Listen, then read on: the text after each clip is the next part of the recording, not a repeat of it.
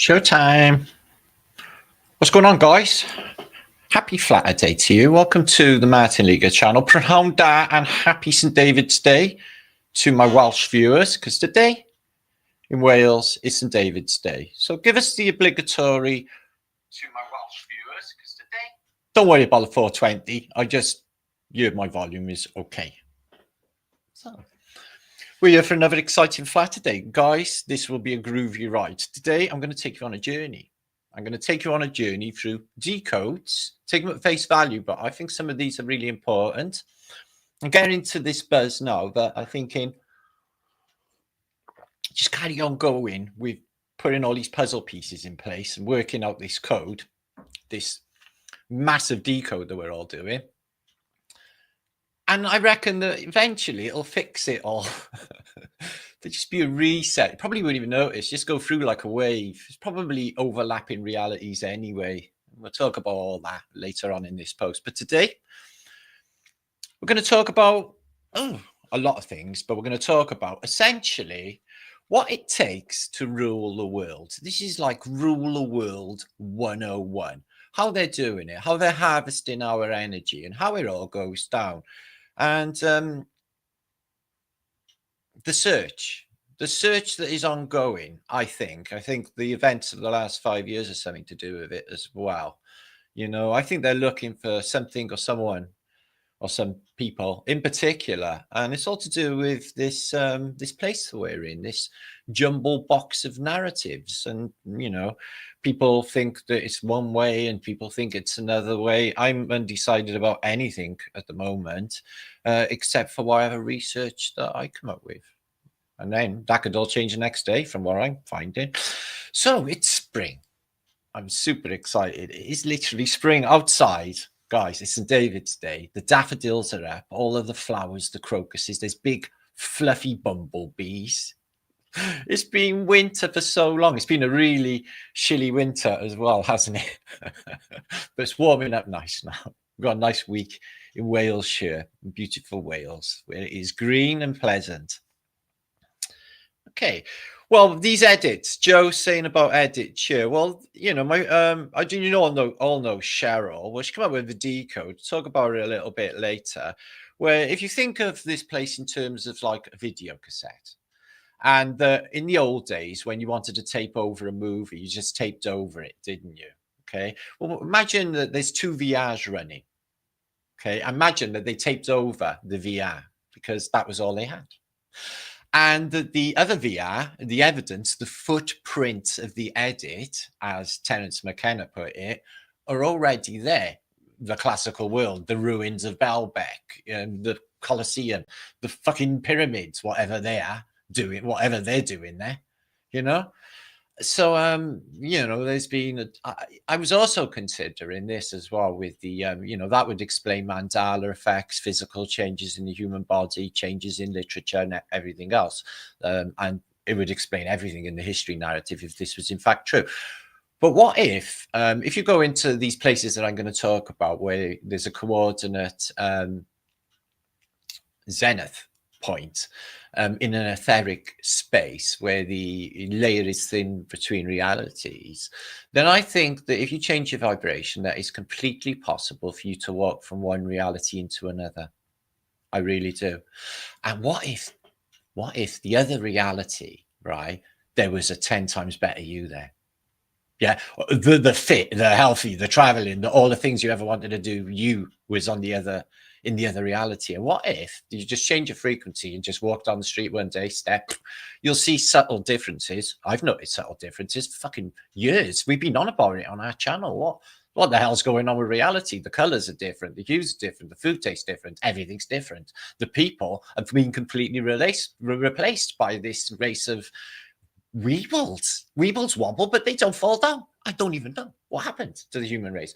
I got this little recurring memory of Bristol, 1977, outside of Bristol Zoo in my mind, where I was sat on a school bus and recounting how everyone looked so beautiful. All of the women were just yummy and everything was just beautiful. a childhood memory of everything being beautiful. You can't even muster that in the modern day because everything's lost its luster. The buildings, the people, it's all on a lower vibrational frequency because people have come miles and miles and miles away from who they truly are, you see. So with all of the stuff that's happening in the Truther community, endless distractions, there's no end to the investment to make you all go away. But it's too late.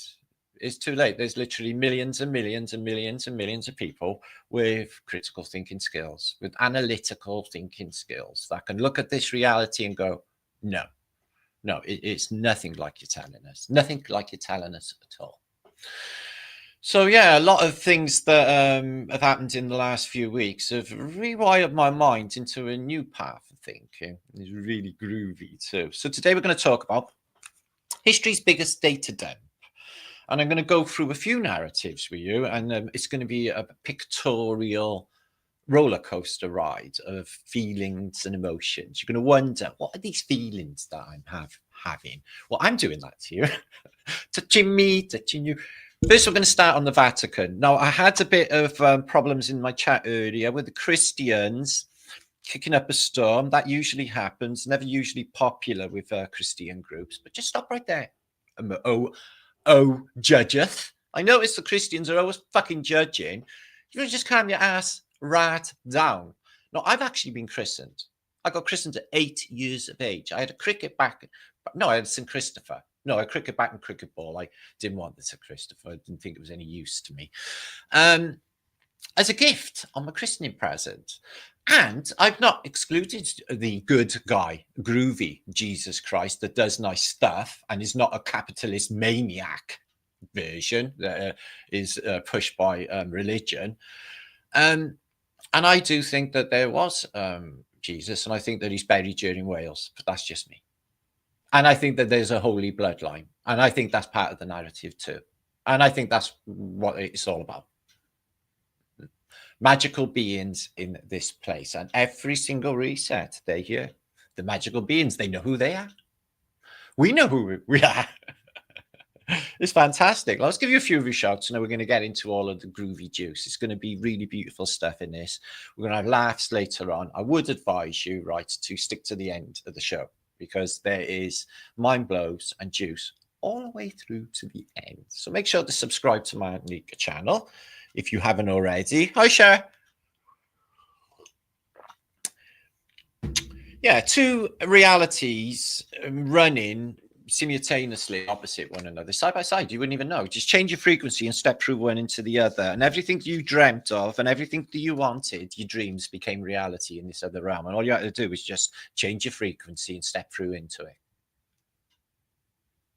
Isn't that groovy? Isn't that a fucking groovy prospect for everybody? It's not even that you have to escape this place. All you have to do is fix yourself because all is mind and is only you here. Okay. All is mind. You can't prove me wrong on this point, guys. Okay. So consciousness, your awareness. Okay. And everybody having their own personal experience. But there's a similarity with the soul. We all aspire to the same things. We all have a moral compass. We all want the same things for our future. So instead of being distracted by holy fuckery that's going to get us nowhere, one rabbit hole after another, I'm talking through experience. He must be the Messiah. I should know. I've followed a few. Okay, it's that sort of thing, isn't it? It is one to the other, to the other, to the other, and they all end up and circle back and end up back right in the same place. That is all you, and you are doing it. Can't prove me wrong, because that is exactly what's happening, and they know it, and they're hijacking us because these powers, they seem to be weak, like paper weak, and for some reason. I don't know whether they are not human or soulless or whatever, but they use our energy to energize this place, to keep them going, the energy vampires. So as Napoleon once said, he stated apparently, if he even existed, he said that if we didn't have religion, the poor would turn on the rich and murder us all.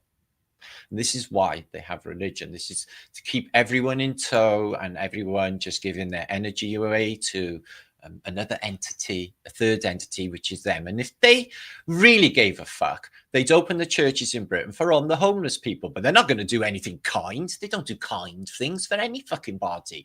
They hand round the dish so that everybody got to give money, because if everyone gives loads of money, they get millions and millions and millions and millions in their coffers. And what do they do with that money, guys? What did the church actually do with that money? Save the children.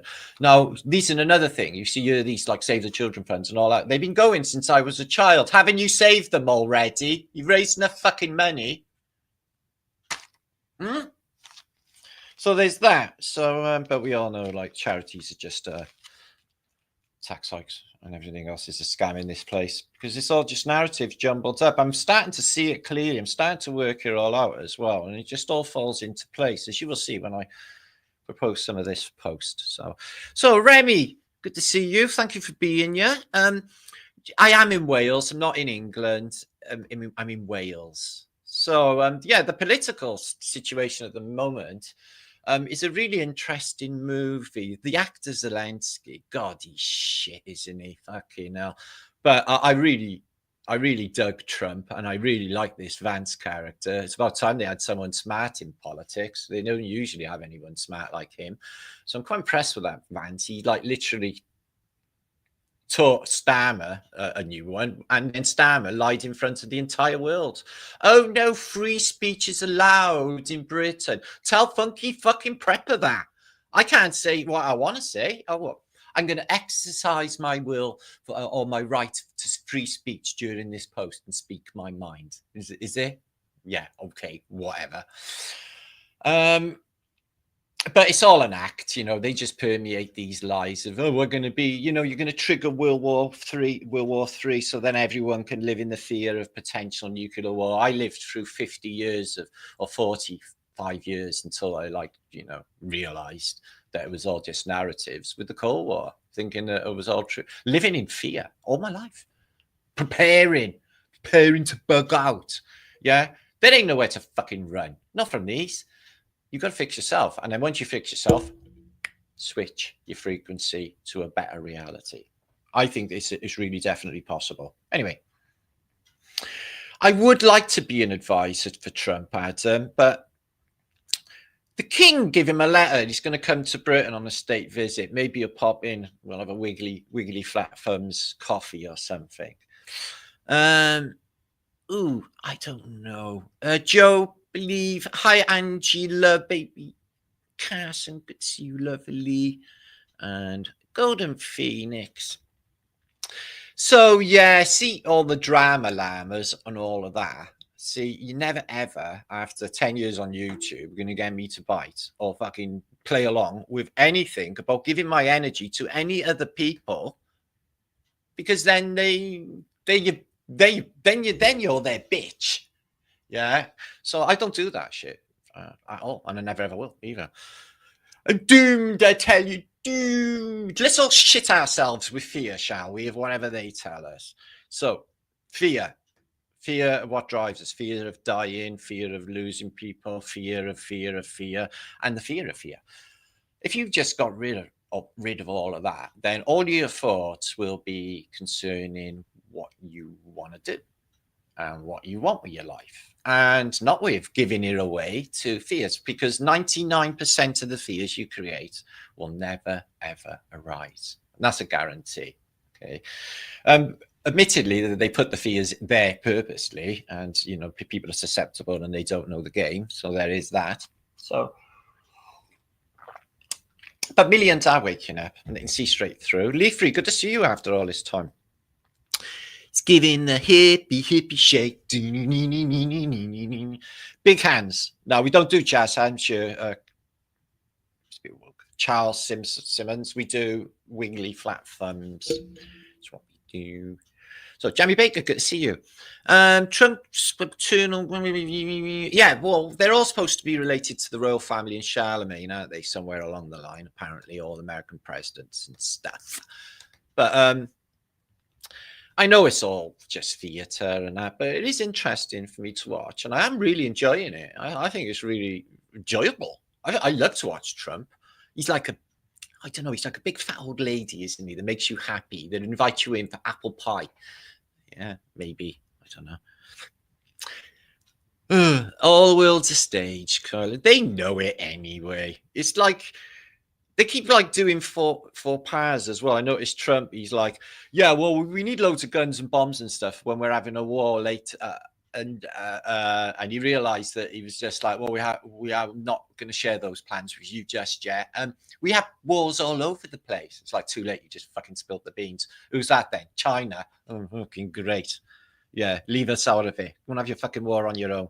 Leave the people get on with their lives and build a future for their families, and not that weird fucking progressive thing that they're all doing. Ew. Fuck off with that already. Trump has big hands. Well, what does that mean, CJ? So's the king. The king of England's got big hands too. I'm sort of missing the queen now, actually. I don't even know why. Probably because she was there for 50 years of my life. She was like a big brother character in the background. Do as you're told, or we'll electrocute you on your bollocks. That sort of thing.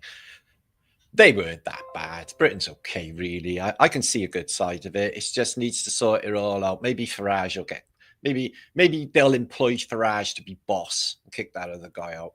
Maybe the king will dissolve Parliament, put flat Earth British in. Yeah, I got a manifesto. I was thinking of rewriting the Bible.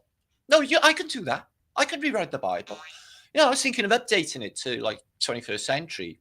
Add a few modern words, my take on things, my Genesis. My Bible would be awesome. Lasers and miniskirts, day one, and nobody ever dies. And just okay, it will be a bit like an episode of the Banana Splits, but it would be fucking groovy. So I could do that. I'm thinking of rewriting the Bible. No, my way, only my way, my words. Yeah. Okay, we'll see how that goes. So hi, Marianne. Hi, Dimps. Spell checker Bob. What are you saying? My neighbours.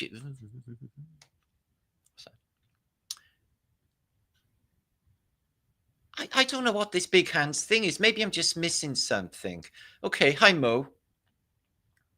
Is Trump got sausage fingers as well? Yeah, but everyone's just buddying up to AI like it's his best friend. See if it's your fucking best friend later on, is it? Fucking hell. I'm watching it all, and it's creepy as hell. Fuck off already. Can't see the way that's unfolding. Whew. Back to sleep. Kim? I know. I grew up in it all, and I'm Welsh, like, so I come from principality, apparently not even a country, they tell us, and we're invaded 700 years ago, and they haven't fucked off yet, so there's that. So, and it's St. David's Day as well, so there's that. And Jesus is buried, just so there's that. Where you been hiding? I've been hiding nowhere. Man, Martin, the Bible will be very small. Yeah, I'm taking the boring bits out. You know what they said? Noel Coward said about life. Drama is life with the interesting bits taken out. I don't agree with that, though. Was it Noel Coward? No, Oscar fucking Wilde. What am I quoting him for? Oh, creepy. Martin comes from Las Vegas. I'm not sure I can do anything like that, Adam, with my life at the moment. I've got other things ongoing that I can't really talk about just yet, but you will know soon enough. Charles, Sim, and Matu, and Eve. Okay, you got 500 of you pile in. I've got some juice for you. So what I'd like for you to do is sit back and relax.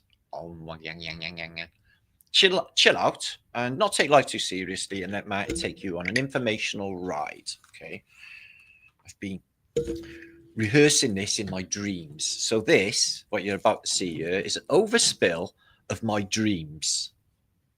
Okay, with all dirty bits taken out. I'm only joking. There's no dirty bits in my dreams.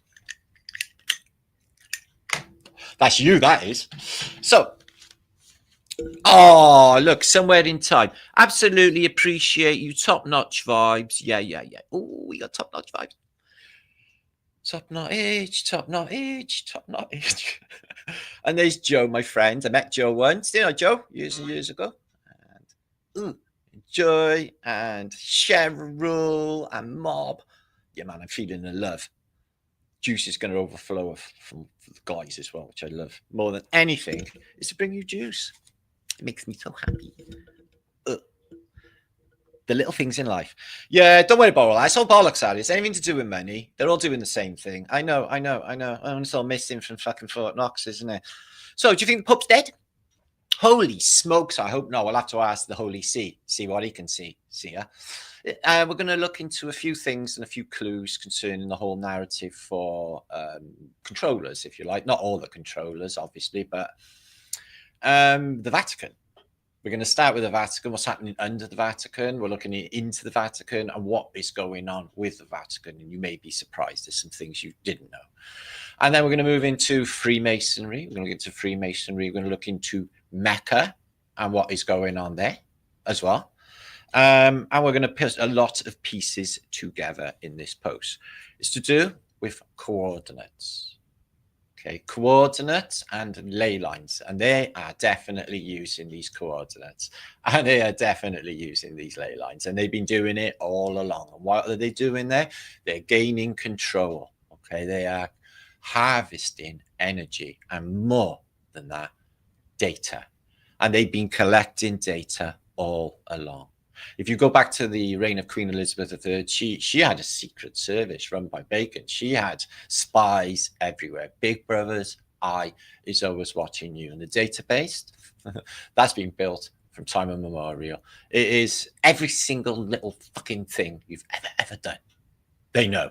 They got.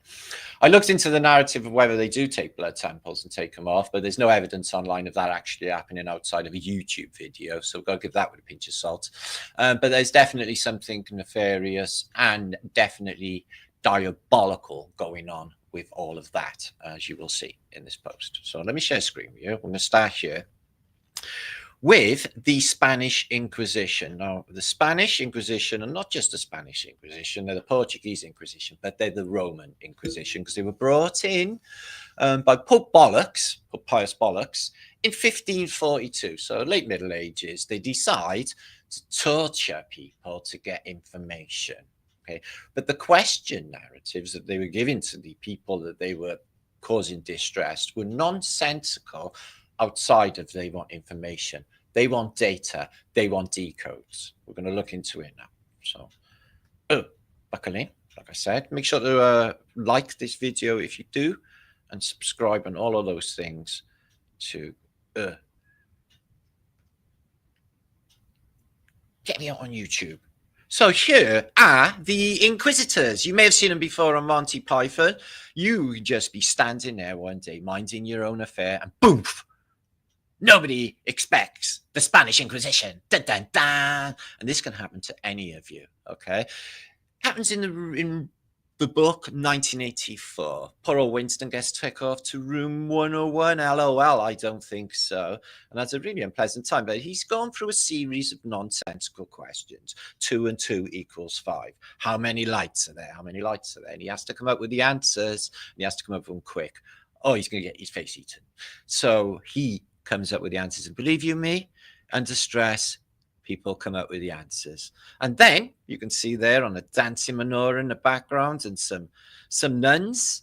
Okay, nuns have a fantastic little life, I'm sure they do, under them habit.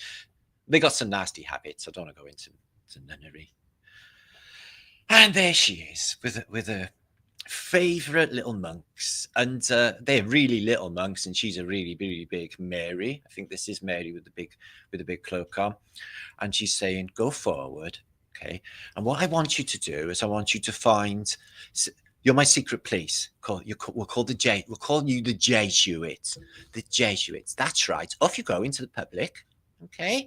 And what you need to do is you need to capture people who are suspected of witchcraft. How will we know? Well, they're usually good-looking, hot females. Grab them first, okay? And we'll question them later, usually alone in the cell. Yeah, that's genius. Okay, we'll do that, and then we'll ask them about supernatural occurrences, like witchcraft, summoning of demons, and the devil himself. No, you can't say this. Yes, and blasphemy and other terrible things to do with the human body. Stigmata. Have you ever seen stigmata? No, I haven't, sire. What is it like? Well, blood pisses out of the head usually and out of the feet and hands. Don't even go there. Weeping statues. But what we need to do is we need to extract some information. And this is the way we do it. We stick you on the wheel and we light a fire underneath you, turn you around and bake you a little bit. After a few turns, when you're medium rare, then you start to tell us the information that we so require. And the problem is with this mode of data mining is we have to kill at least 1 million of you to get through to the one clairvoyant to get the answers. It's really weird. So what they really seek, okay, the Catholic Church, they are in search of mystics. They are in search of seers, people who see. They are in search of clairvoyants, but most of all, they are in search of, let me blow them pictures up a bit. They are in search of prophets, people who can tell them something that they don't know. And what I think it is when the place resets. They've got a telescope called Lucifer, the Vatican, and all they do is keep an eye out for comets, the comet destroyer, don't you know?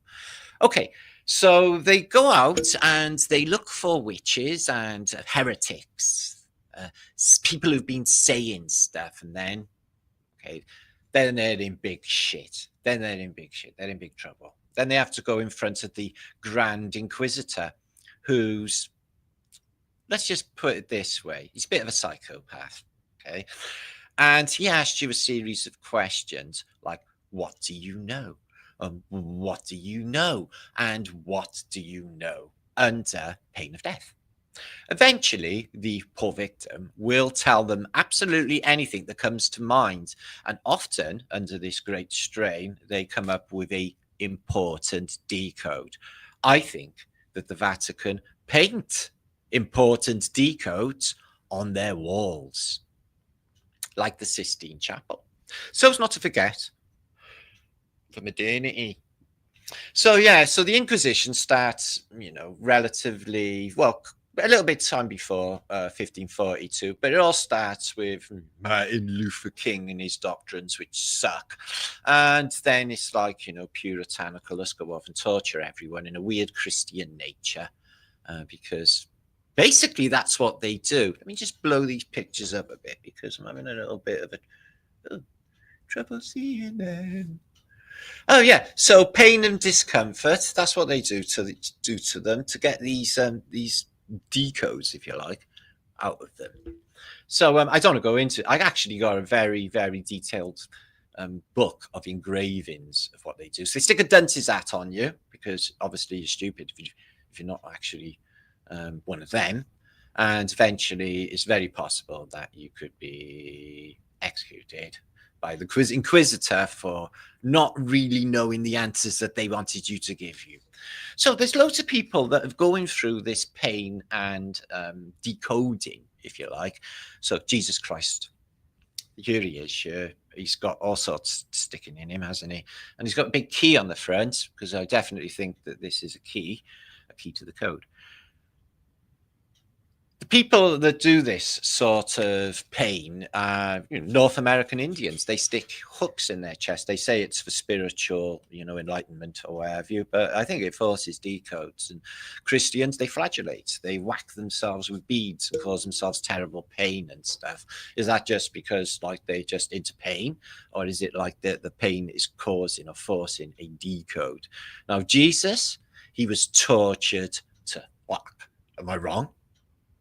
They were asking him all sorts of questions. King of Kings, who said that then? Who's your boss? Who do you work for? Who's paying your wages? Yeah, how come you got so many subscribers? And that sort of, questioning.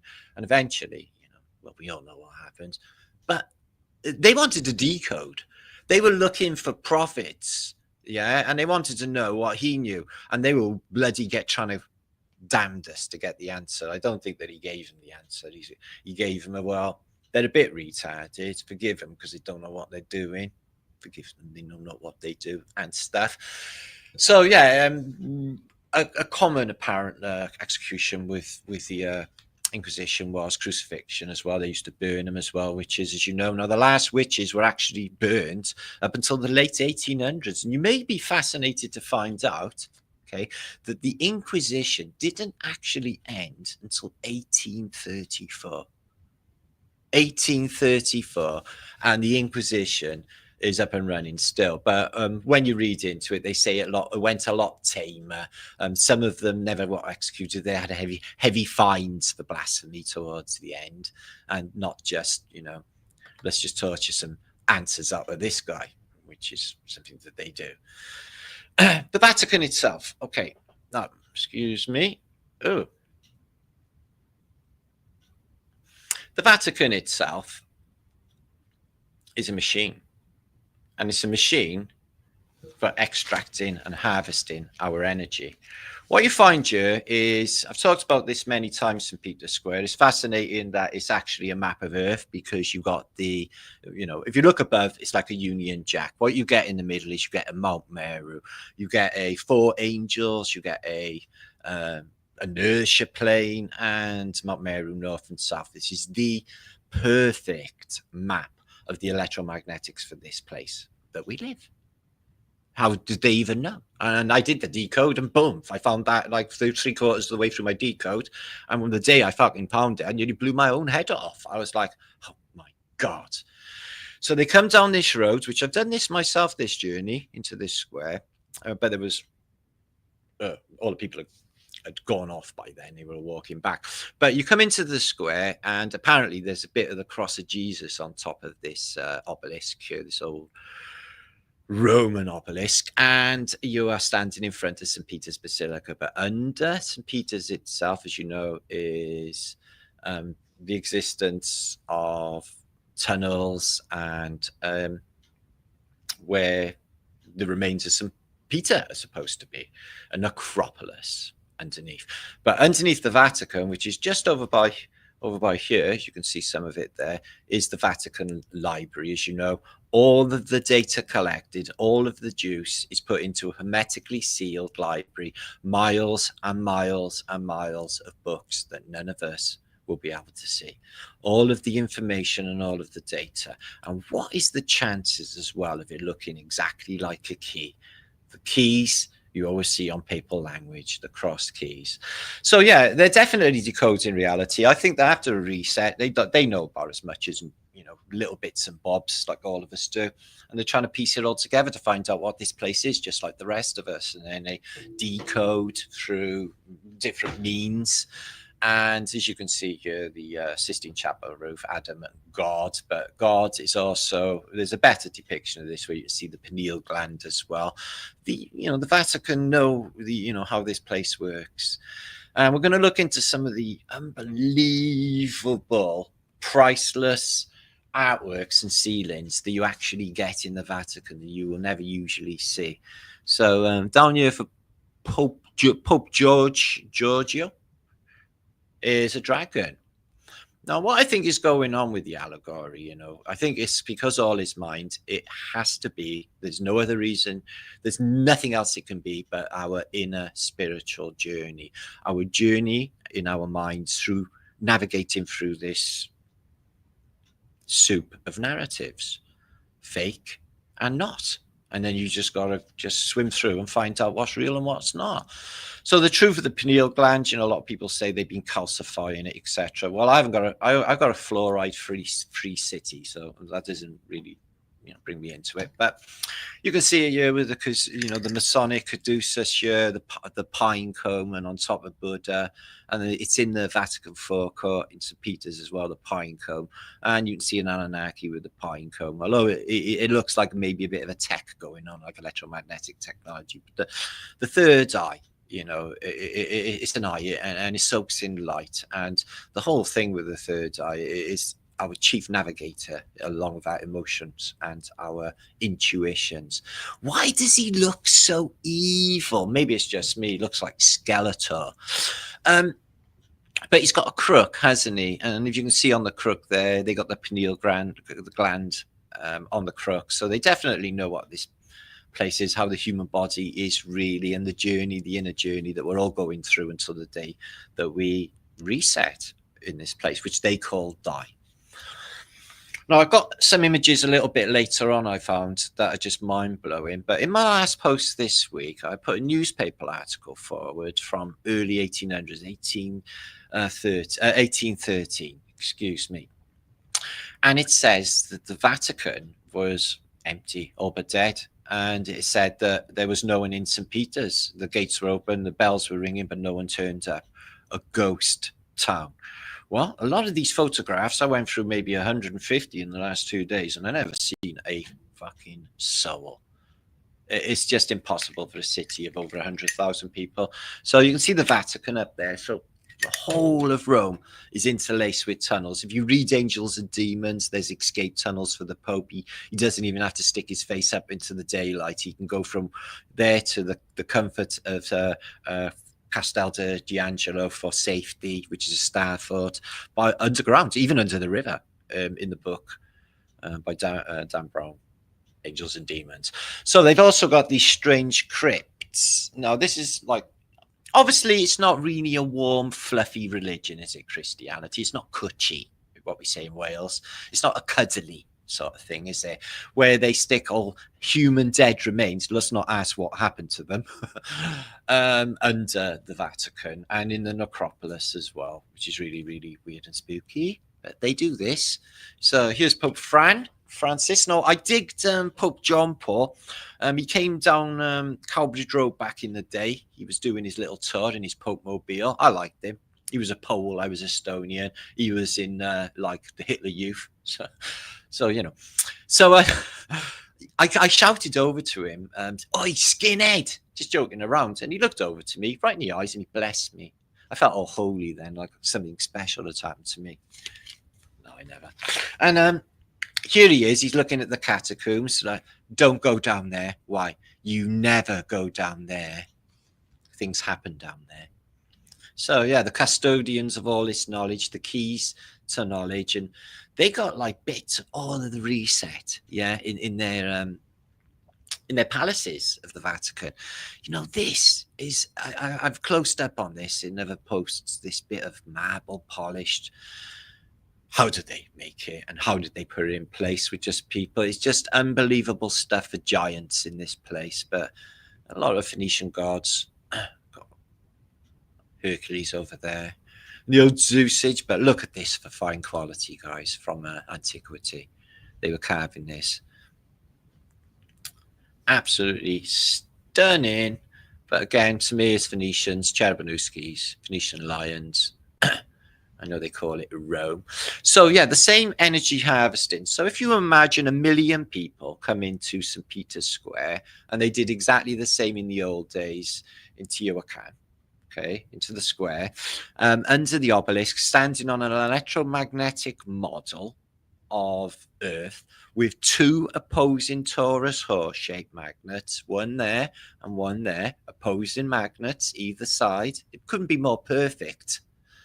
And then you got the Pope standing up here. He says, Wagwan, or whatever he says to him. Yeah, hi, my peeps, in Pope language. And everyone waves little flags and says, cries, isn't he beautiful? Whatever, fucking ever. And then they are soaking all of that energy in, all of that, you know, people are loving on them and crying and all of that. Hitler did exactly the same.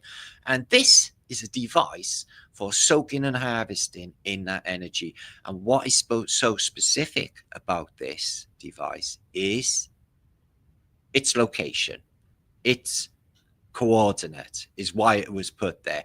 And all of these sacred and mystical sites. Oh shit, my pad. All my writings, all of these sacred and mystical sites, you know, Angkor Wat and you just name it, are all put on these nodal points, yeah, on circuit board Earth, okay, and they are 100% siphoning off our spiritual energy, okay. Now I noticed that inside the basilica itself, of course, it's massive scale. They have the wobbly columns. The wobbly columns altar, there's a bit that goes underground there. I've never really seen that or noticed it really weirdly. But the wobbly columns themselves, okay, I see this. Now, this amplifies chi energy. And again, this thing here is exactly the same structure as the square outside. The 4 angels, the one in the middle, everything of the electromagnetic model of Earth. If you don't know what I'm talking about, watch my series, 4 Angels, Fasces, and it will explain it all to you. And what you see here as well is a load of monkeys or priests or whatever they are hitting the floor. Okay, hitting the floor in front of it. And everything that they've, like, literally all the data they've got and all of that energy they've got from all of their constituencies, parishes or whatever, all goes in and is amplified under the dome, the chi energy, and is siphoned off, and they're using it. And that's how they're fueling their reality. So they have to report miracles. Miracles happen. I definitely think, and I am a thinker of miracles, because if all is mind, you can make it happen. You can make it happen. Now, excuse me, let me just take that off and that off. Now, let me just switch to Freemasonry a minute. So the Inquisitors are looking for the same thing, really, as the Freemasons. And what you find, excuse me, is this. Now, the first Freemasonic lodge is on a specific coordinate. I find it fascinating. But if you go right back, that they say in the narrative that we go by, that the first Masonic mother lodge was in Eastern Hungary in 1597. But the first mother lodge, the first Grand Lodge, not Mother Lodge, Grand Lodge, was in London in 1717, the Grand Lodge of Westminster.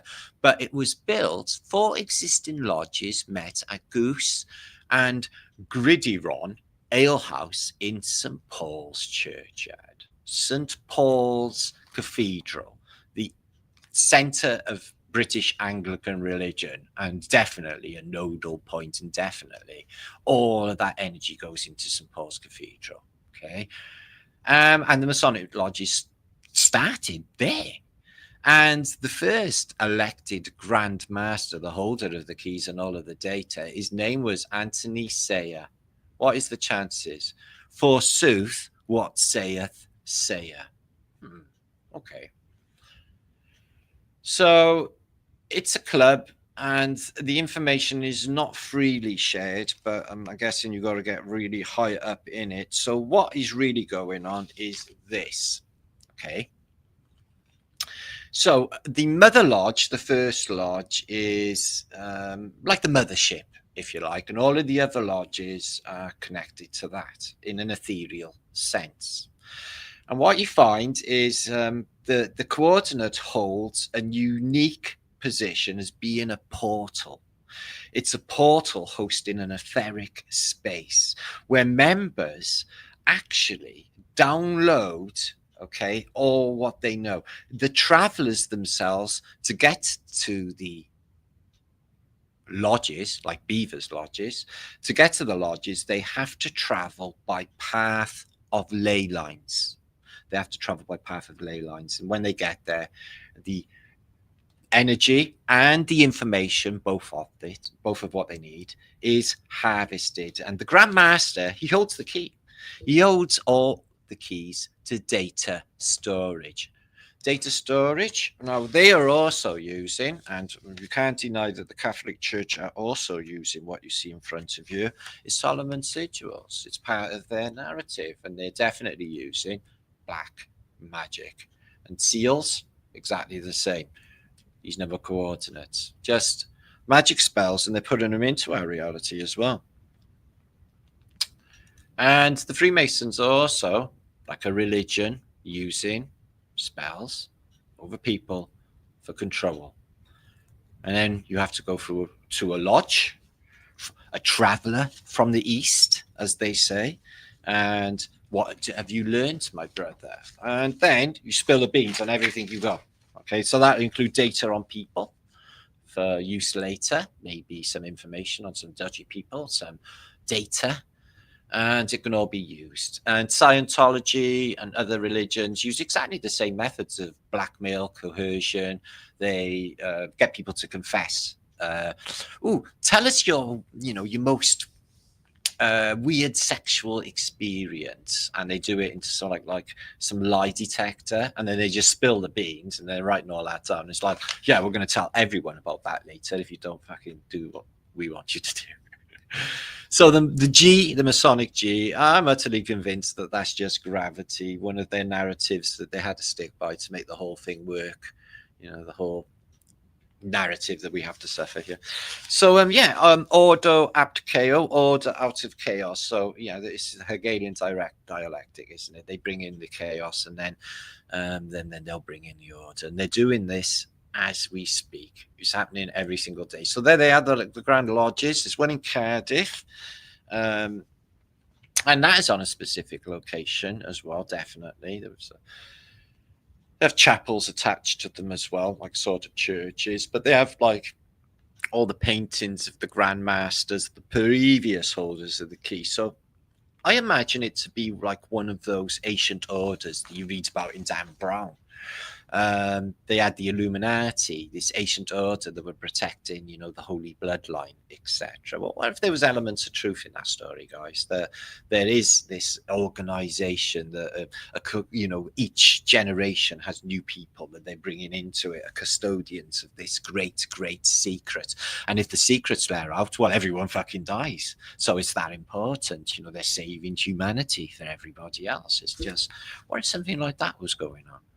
But the Phoenicians and the, you know, Scottish Free Rite, York Free Rite Masons is very closely connected. They know exactly what's going on with the resets, whether or not they got the out date of the reset. Well, I think that if you discover the whole code, it will reset, it will edit, and the beautiful, beautiful world that we all envision will happen, which is why it is so imperatively important not to be distracted by negative thinking and to keep your thinking loving and kind and just not worry about things like you used to.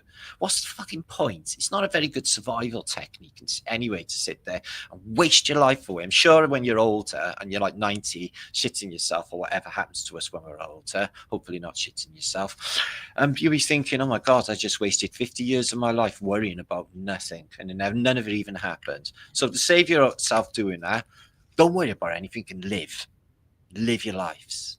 Okay, it's never too late either. Believe you me, it's never too late. So you see the comet, the destroyer, okay, the Phoenician horn of plenty, and the unique heraldry, and the checkerboard floor, and as you know, the pillars always there, and the dome as well, with the constellations in the dome, because if there's not a dome above us, okay, the Freemasons are fucking telling us that there is, which is really weird, isn't it? So yeah, religions, oh my God, they're just so utterly dangerous to us. You know, I'm spiritual, and I'm not an atheist, guys. I do believe there's a creator. Something definitely put all this here. I see it, I feel it, and it's beautiful and it's loving. But my God, there is such a darkness in this place, guys, and it is so evident. I see it on the internet. You know, sometimes I'm just slamming my computer down, my laptop lid down. I can't even look at it anymore because it just disgusts me. You know, you go through Facebook and there's all this weird AI taste stuff. It's just like, what the fuck is that? Stop it. I don't want that in my consciousness. I don't want any of it. It's like watching a horrible movie. I don't want that in my consciousness either. So anyway, that's what they do. We just got to be careful, haven't we? I'm just talking about me anyway. You do you, I'll do me. So apparently the Freemasons worship Moloch, which is an old god, which they sacrifice children to in the old narratives and the old ways, which is very popular amongst Phoenicians. Is George Washington, apparently first president of America, but not really. A good old Englishman, but he's doing the old Baphomet. They all do the old Baphomet as well. You see this pose, which is an energetic pose. One arm up, one arm down. It amplifies chi energy. The torus will come up the middle, up the arm, and it literally amplifies it. It makes your chi energy like a super fucking weapon. So yeah, there's a lot of weirdness and predictive programming in Denver Airport. I'm sure you've seen it, all like doom and apocalyptic, dystopic pictures of terrible things to come, because that's how they operate. You see, they put it out there. They want people to envision it. The Georgia guides don't say we're all going to die. Oh my God, what are we going to do? Well, I'm going to bug out. I'm going to sell everything. Kids, sell your toys. You back out on the game. We need as much money as we can. We're fucking off. Okay. And then there's a whole lot of people like panicking when the real, exit is we can do it. We can change our frequency and we can exit into a better reality, because I think they exist in side by side. Pop. It's called ether pop. Pop the fuck out. That's what happens when you break pattern. I've done it so many times now in experimental purposes. And when you break pattern, it's your reality. It's not theirs. And it's not watching you. And you just, everything goes fucking nuts. It really does. If you get it wrong, you get hurt. You get hurt. You do. So you got to really watch your mind. Look at this orgon generator. I had an orgon generator sent to me, a 4 Angels one by an orgonite guy who was making them. And he earned a shit ton of money when I shared it on my channel. He sent me a free one and said, "Martin, you made me rich, man." It's like, yeah, that happens a lot. You wouldn't even believe. So yeah, Lucifer is definitely in the agenda for in the all-seeing eye, which is AI. That's why it's the all-seeing eye, AI. Sacrifice to Sol. Sol, who is the son, who is Satan, and who you going to make a sacrifice to? Satan, which is what they're doing in ancient Babylon. You can see them there with the cone heads, these Babylonians. But this thing here, these stacked tiles, I think there's some sort of energy gadget. You see them all over antiquity in Bible depictions, and Moses attached to Moses and stuff. Interesting, they're underground as well. The sun is underground. Generated their own sun or something. Really weird. So yeah, hierarchies. No, I can't do hierarchies either. I really can't. So as soon as somebody starts to try and tax me and tell me what to do and stuff, I'm like, no, sorry. And I can only be in your club if I'm actually in charge of the club, if that makes any sense to you. I'm like, yeah, okay. Because I can't be told what to do. Okay, this is me. So you see, interestingly, the Grand Master has what in his hands? Can you see what he has in his hands? The most powerful weapon in history, the fasces. That's why the Grand Master has the key. Because he has the fasces, he has the power. He's got the power. I am the power. The power of Grayskull. So here is, I don't think he was little like Zelensky little. That would be, because Zelensky's like a 12-year-old boy, isn't he? It's really weird. And paying no respect. The thing is, if you go to see the Queen of England, you're going to be your best clobber on, guys, your best clothes, yeah? You had a pair of tracky bottoms and look like a fucking tramp. It's a wonder. If it was in the good old days, like British in American independence, they could have took him outside and like chucked him down the well, like in Sparta. But they can't do that in this day and age. It's a bit of a shame, actually. So yeah, he went wah wah and ran out. Fucking wankers. So yeah, here's Napoleon. Yeah, I like Napoleon. He's all right. He has a good battle. I think he's all right. But he's a high-up Freemason. But he's a royal anyway. He's a prince of Corsica, and he was a royal anyway. And he's related to the elite bloodline. So yeah, I definitely think, if you think of the film The Matrix, guys, I think that they are looking for the one who can decode, the one who can see, or more specifically, say a specific sentence in the right way will reset everything. A specific sentence. So yeah, Yale as well, and fraternities of Ivy League. So they basically, this is how Tavistock gets their people. They spot him. Like that Vance, the vice president. Yeah, he must be like MIT or something. That guy's super smart. I seen it the moment I seen him. I just knew it. Skull and Crossbones, 322. They got, Yale, all of the presidents ended up part of it, what the Bushes other ones as well. So yeah, so they got like information, data. Okay, they know more about it than other people in ordinary life about the way this place is, and it's all about keeping positivity, keeping your vibration. Now, there's a saying that the Masons use as well, which I'll talk about now. Now, the Satanic Trinity is something that they also think about as well. So, the dragon is the anti-god. So, you see the dragon slayed a lot. Well, that's what's going on inside of you. Okay, so you got the devil side of you, the bad side, and you've got the good side of you, which hopefully prevails, and that is who you are, who you project is your good side. But the dragon, the anti-god, that simmering underneath, that simmering little shit, needs to be executed by the angel Gabriel, who's the good side. He's fighting for you. He's like, yes, mate, let's just fuck that one up. It's getting right on your nerves. He keeps picking on me, keeps saying stuff. Ooh, Jesus.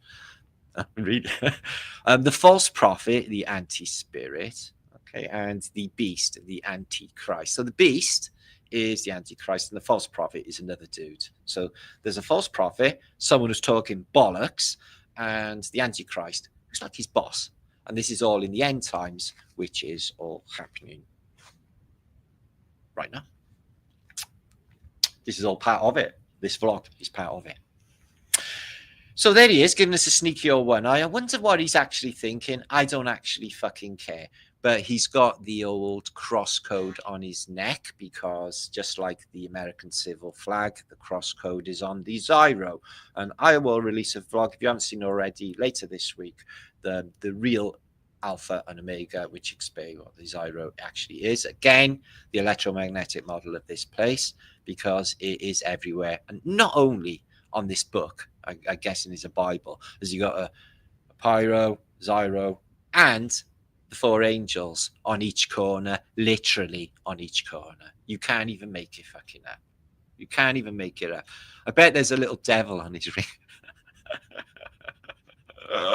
Oh, come on. So yeah, the keys, you can see the keys here. So what emblems we got here? We got the domage, sun and the moon, a bit of Pythagorean shapeage, some keys again. Oh, you get them on German stars, don't you, in the Weimar Republic? A pentagram, the Jewish star, a hive, because for some reason the bees are super important to the Masons and the Freemasons, because the structure of this society is we all work for the queen bee, exactly the same, worker bees. So the way that the bee hive is run is exactly how this place is run as well.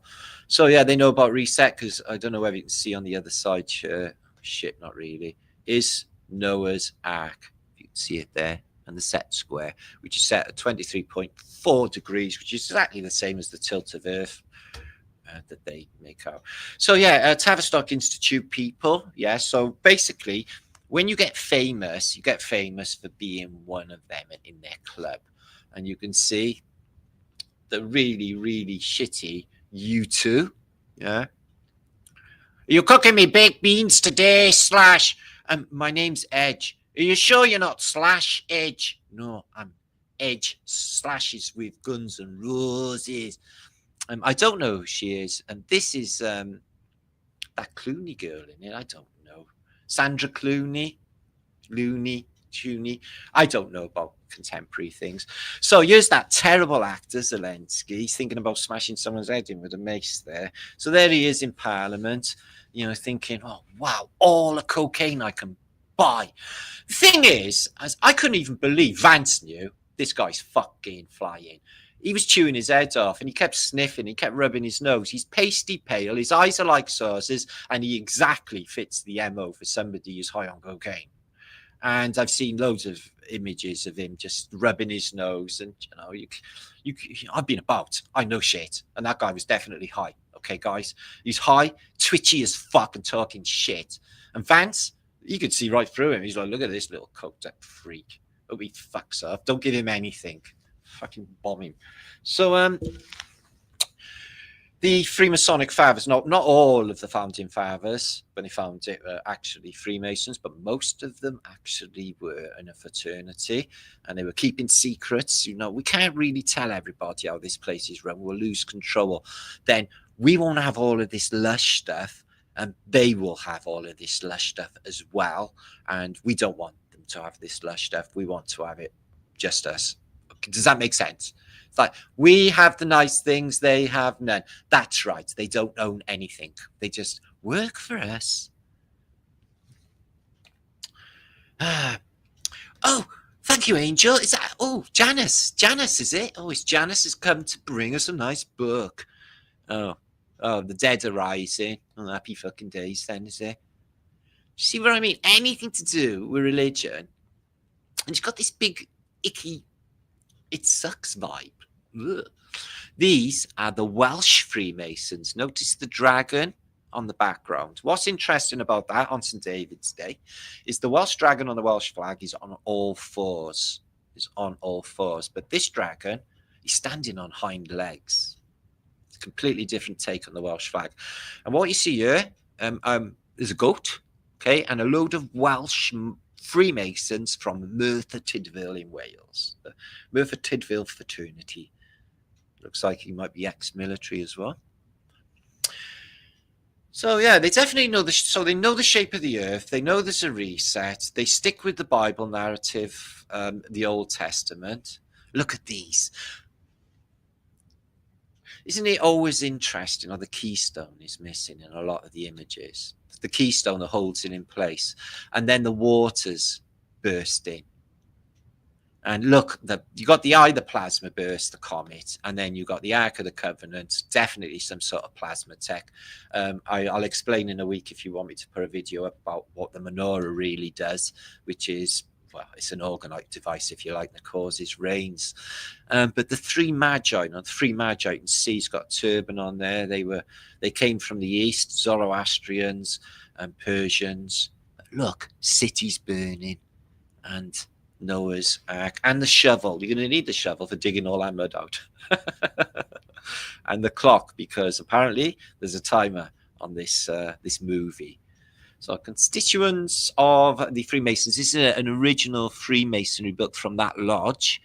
Okay, you can see this fraternity of lodge, and it's from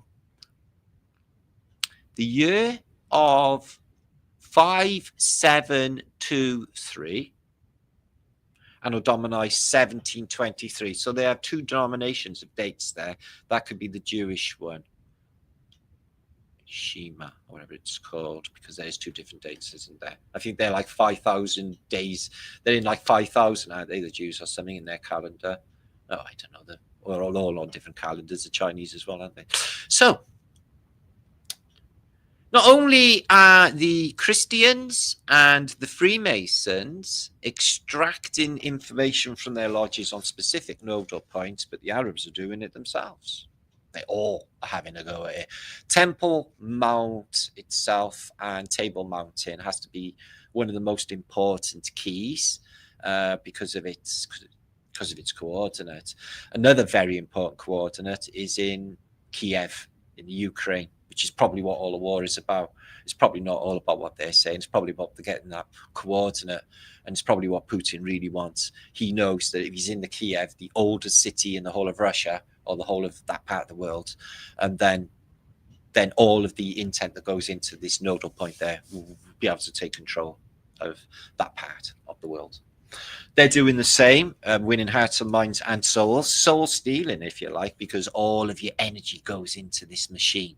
This is the Kaaba, and the Kaaba has got an underground. It's got a stone on the corner, which is apparently some sort of meteorite. But inside is some sort of device. Inside the Kaaba is some sort of device. Okay, so what happens is they come in the millions into Mecca, which is a specific coordinate. They circle around the Kaaba in what I think is a clockwise direction, creating a torus field, okay, around the Kaaba, which is a device. And on the corner, which is a vagina, silver vagina, in here is this It looks like an onyx, but they say it's a meteor given to humanity by the Archangel Gabriel. So as you know, it's revered. They think it's very, very holy, and they all want to touch it. But they go all the way around, and all of their intent, their love, and they're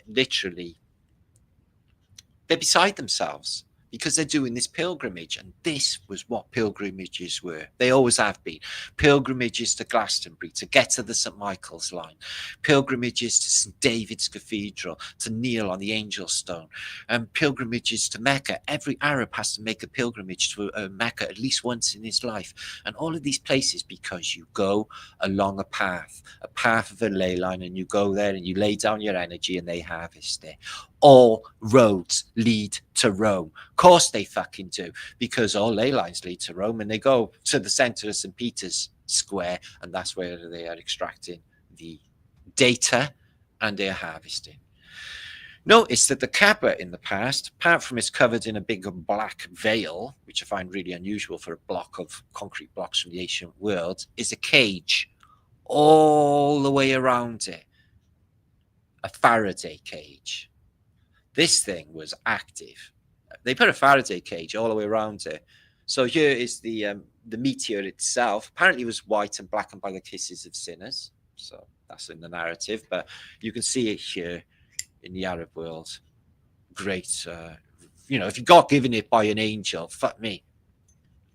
So Mecca gets some unusual weather circumstances, considering it's in the desert. It gets flooded. You've seen some cyclones crop up. And many people get killed in this square. Not every year, but some years there's great deaths where there's stampedes, panics, and a lot of shit goes on. People get killed on big numbers. And that also goes into this nodal point, you see, that negative energy. But you can see, even in the past, that same cage, not the same cage as they got in that old photo, but there's a cage all the way around it, like a Faraday affair, and a lot of antiquitech as well. But wow. So it's been there quite a while, before the actual city of Mecca, by the look of it. And Mecca now, massive metropolis. So it's all to do with the toroidal, the Taurus, the four angels, the energy fields, our chi energy, giving our energy over to invisible entities. They harvest it. That's how they keep alive. That we are literally keeping evil going, guys. Yeah, we can just cut that fucking off with a big, massive golden pair of scissors. Just psychologically do it. Poof, gone. Think of yourself. Think of your family. Think of your friends. You do you. You don't need these. You don't need their wilt. Once you unplug from it and that way of thinking, be of the world but not in the world, guys, everything changes. Everything changes. You no longer have the same, you don't want the same things you used to want for a start off. So there's a magnetic experiment there. You can see magnet with metal shavings showing the magnetic fields all around a magnet. I've done this. I've got metal filings. I've done the experiment myself. I might do it again for a little show. That's a good idea. And the Kaaba itself in Mecca, exactly the same, identical. It's the same technology. And that's exactly what's going on. They're doing it with all of these mystical and sacred sites. What they've been doing all along. Now, witches, right, let's talk about them. So they were being burnt alive in Cardiff. They burnt a witch in the early 1800s in the site of Howell's department store. And when you walk over this part in Howell's, it is icy cold and condensation comes out of your mouth, even in summer. Even in summer, it is spooky. So I definitely think there's some sort of evil aura concerning that. But when it comes to ghosts and stuff, it's us doing it. Because I used to freak myself out thinking there was something going on. And I used to shit myself, guys, and it was always me doing it. It was my mind that was doing it to me. Yeah. So witches, okay, for some practice witchcraft, they know how to do, pocket 3 medicines and stuff to be healthy, most of it. Now, there is a mortal sin in this place, one that will damn you for damnation forever. And what it is using magic to harm another person, or even thinking along those lines of using magic to harm another person will damn you. If you use magic, it's got to be for the betterment of other people. Okay? That is like a moral fucking deadline in this place. If you cross that line, sheesh. it will be tenfold retribution. So he's banging a bell, interestingly, and they're literally hanging a load of witches, and he's paying money because he's captured them to the Witchfinder General. So what is the Witchfinder General doing? Well, here's Matthew Hopkins, Witchfinder General in Britain. And what he did was he heard rumours of, Miss Marple, whoever, and they would interrogate them. So I've said along the same lines as the Inquisition. I imagine it being very uncomfortable, especially when they're usually pretty women. Eventually, they burned them. It's like, she was in league with the devil. How do you know? Well, she was eating healthily. She went running every morning. Who does that? So, yeah, getcha. Yeah. And she had massive bazooms. How dare she have massive bazooms? Burn her. Burn her. I had strange feelings. So, yeah, Scots and witchcraft. So, yeah, this is a companion year, apparently, of what to look out for: devils, spirits, and familiars. Okay, well, you couldn't do that in the modern day because they're like just everywhere, aren't they? Soothsayers. Forsooth, what saith sayer? Somebody who can interpret your dreams. This was from 1651. I've actually got that book. It's quite a read as well. It's mind-blowing. I think I have presented it in the past. So here they are.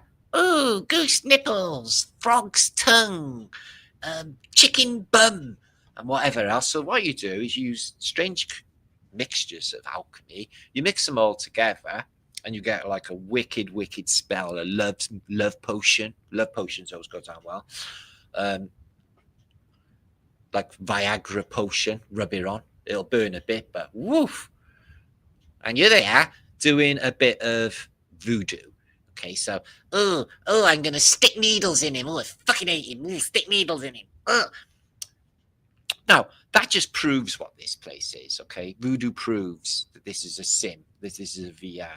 Because if you put your mind and you believe that it's true, it'll fucking be true. The placebo effect and the power of the mind is that powerful that it will cause for you to believe that something heinous is happening because someone fucking said so. So again, yeah, mind control, and you're the bitch. So, but there's no reality in it because your mind is as strong as theirs. Everyone is. So it's just the understanding. So this witch, yeah, she summons up a bit of lightning or something, supernatural has happened. He's passed out. Yeah. So maybe some miracles happen. No, the Salem witches, they say that was teen hysteria. Well, maybe it was, but something definitely happened in Salem, Massachusetts. So here's a witch of the day. She'll tell you your fortune. She's probably high a lot of the time. But they got beautiful clothes. Why wouldn't they? Oh, dear. She's doing a bit of, well, it was a bit of a shit. So I thought I'd just, give him heartburn a bit. Is that all heartburn? That looks more like fucking something else. No, it's just heartburn. I promise you. You're fucking right. So apparently they summon up the devil and they have like, a festival, a little party in the woods. So I'm not being funny. I don't think that's happening, guys. Yeah, I would be incredibly surprised if I went to the woods and there was a load of people like having a witchery, and then there was like a goat sat in a chair, a goat man. I might be wrong. I don't know. It just seems like a stretch of the imagination. But they've done a lot of books on the existence of said Baphomet and being summoned up. Apparently the Freemasons do that as well.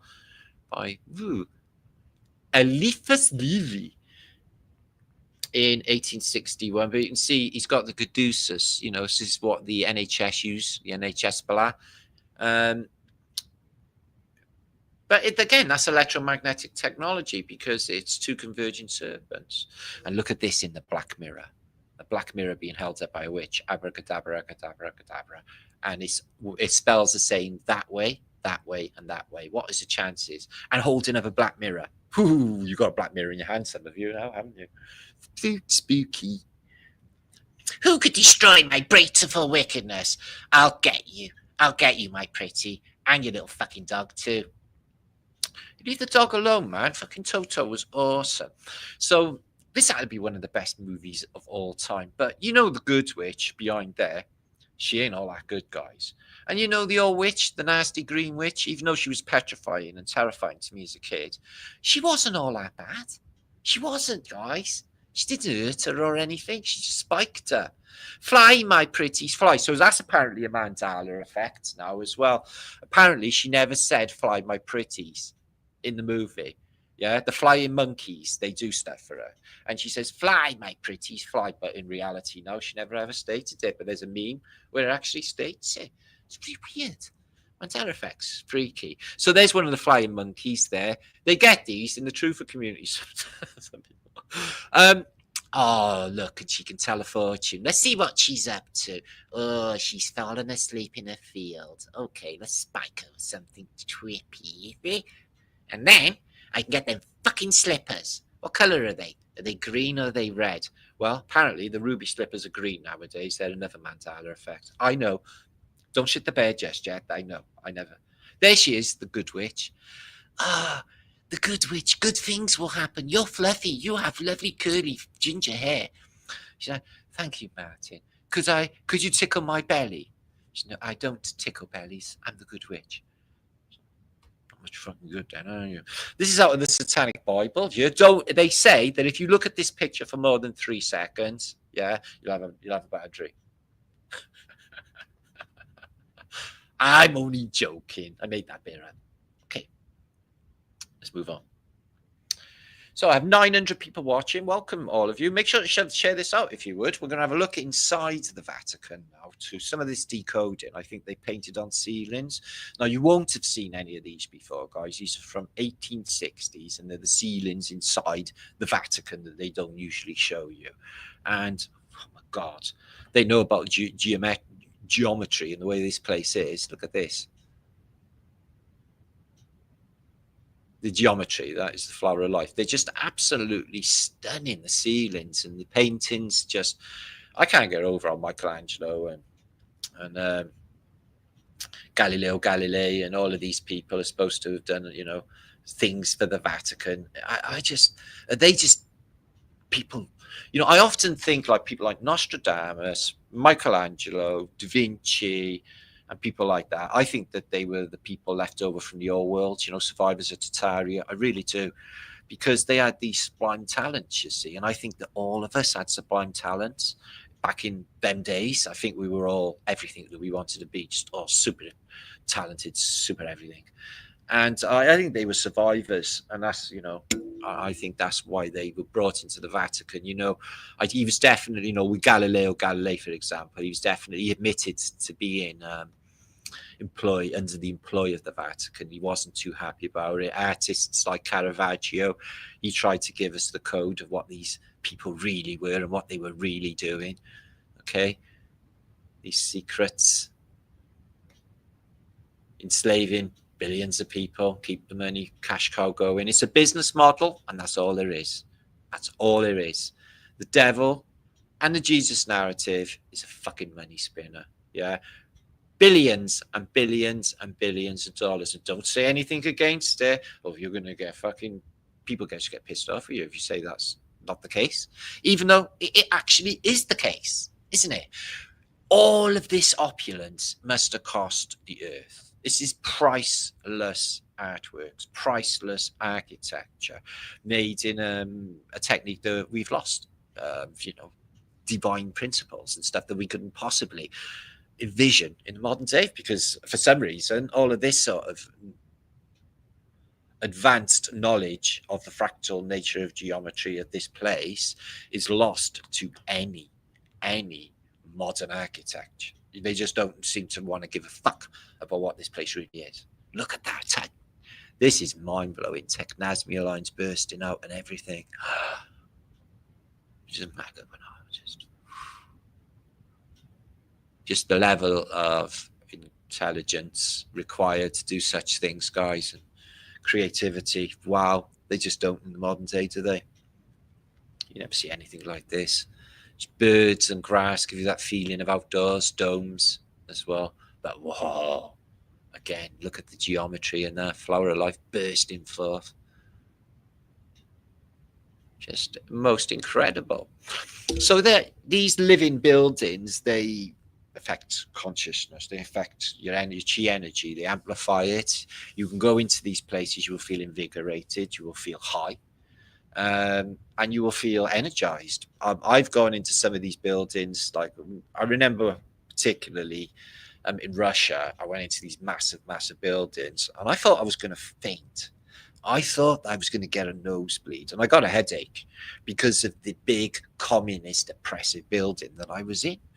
But I go into Cardiff Castle, yeah, try and get under the Arab room, for example, that sacred geometry, to get invigorated, and they blocked it off because they don't want anyone getting invigorated with natural living energies of architecture that they do not replicate in the modern day. Does any of this make sense? I hope so. So yeah, these are not a real dome. These are painted on. It's painted dome with the flowers in the sky. Oh my God. So yeah. So the Freemasons and the Vatican all do domes, and they do water above the dome. So I got to thinking, okay. So if there is water above, okay, just smile, just calm down.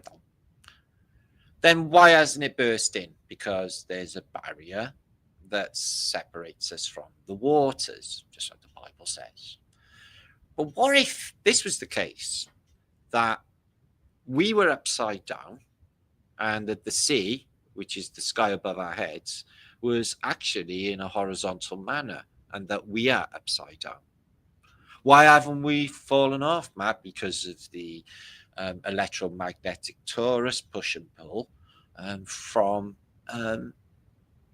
the torus fields that are holding everything in place. You don't need gravity with the torus fields anyway. So there's that. So what we got here is a collection of really old 1860s photographs of Roman fountains and colonnades. Now, there's nobody about, and these are these rustic palaces that I was talking about in my last post, if you did get to see it. But again, Rome must have been an elite class of giants.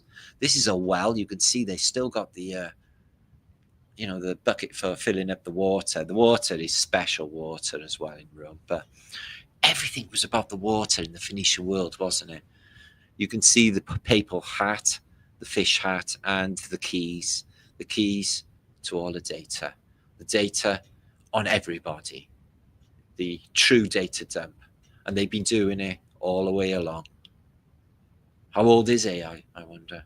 Look at that, the plasma burst. Absolutely fantastic. That's just on the side of a building like that, a rusticy building. So, okay, so they say that this world that we're looking at here, these buildings and these fountains, fell approximately 2,000 years ago. Okay, and that the fall of the Roman Empire took a little time to unfold, but it was replaced eventually in the Eastern Mediterranean, at least, by the Byzantines. The Byzantines, a white race of so-called, what you could call Christians, but different denominations, even Jewish, in the Byzantines that replaced the Roman Empire in places like Byzantia, which is Constantinople, as you know. But it fell. Byzantium fell, Constantinople fell in the late 1400s, and the world hasn't recovered since then, since the fall of Constantinople. There was a takeover, and it's been a hush. Hush. The real story of Earth, guys, is on the brink. And they're trying their best to shush it all. The shape of the Earth, true story of our history, which doesn't fit up with the official fucking narrative. No way, Jose. Look at this. Well, there's some advertising, so there must be some sort of population. But the beautiful water fountains, and I have tasted that water as well in Rome. And it's lovely. It's lovely. This water is everywhere. But I guess we're baking hot, so you do need water. There's people in these apartments still living there, Roman apartments. Apparently people were living in them 2,000 years ago. It's hard to believe, but that's what they tell us. There's so many, there's literally blocks of flats that are supposed to be Roman in Rome today. Okay, I've been in them, guys. I've been in them. I couldn't imagine.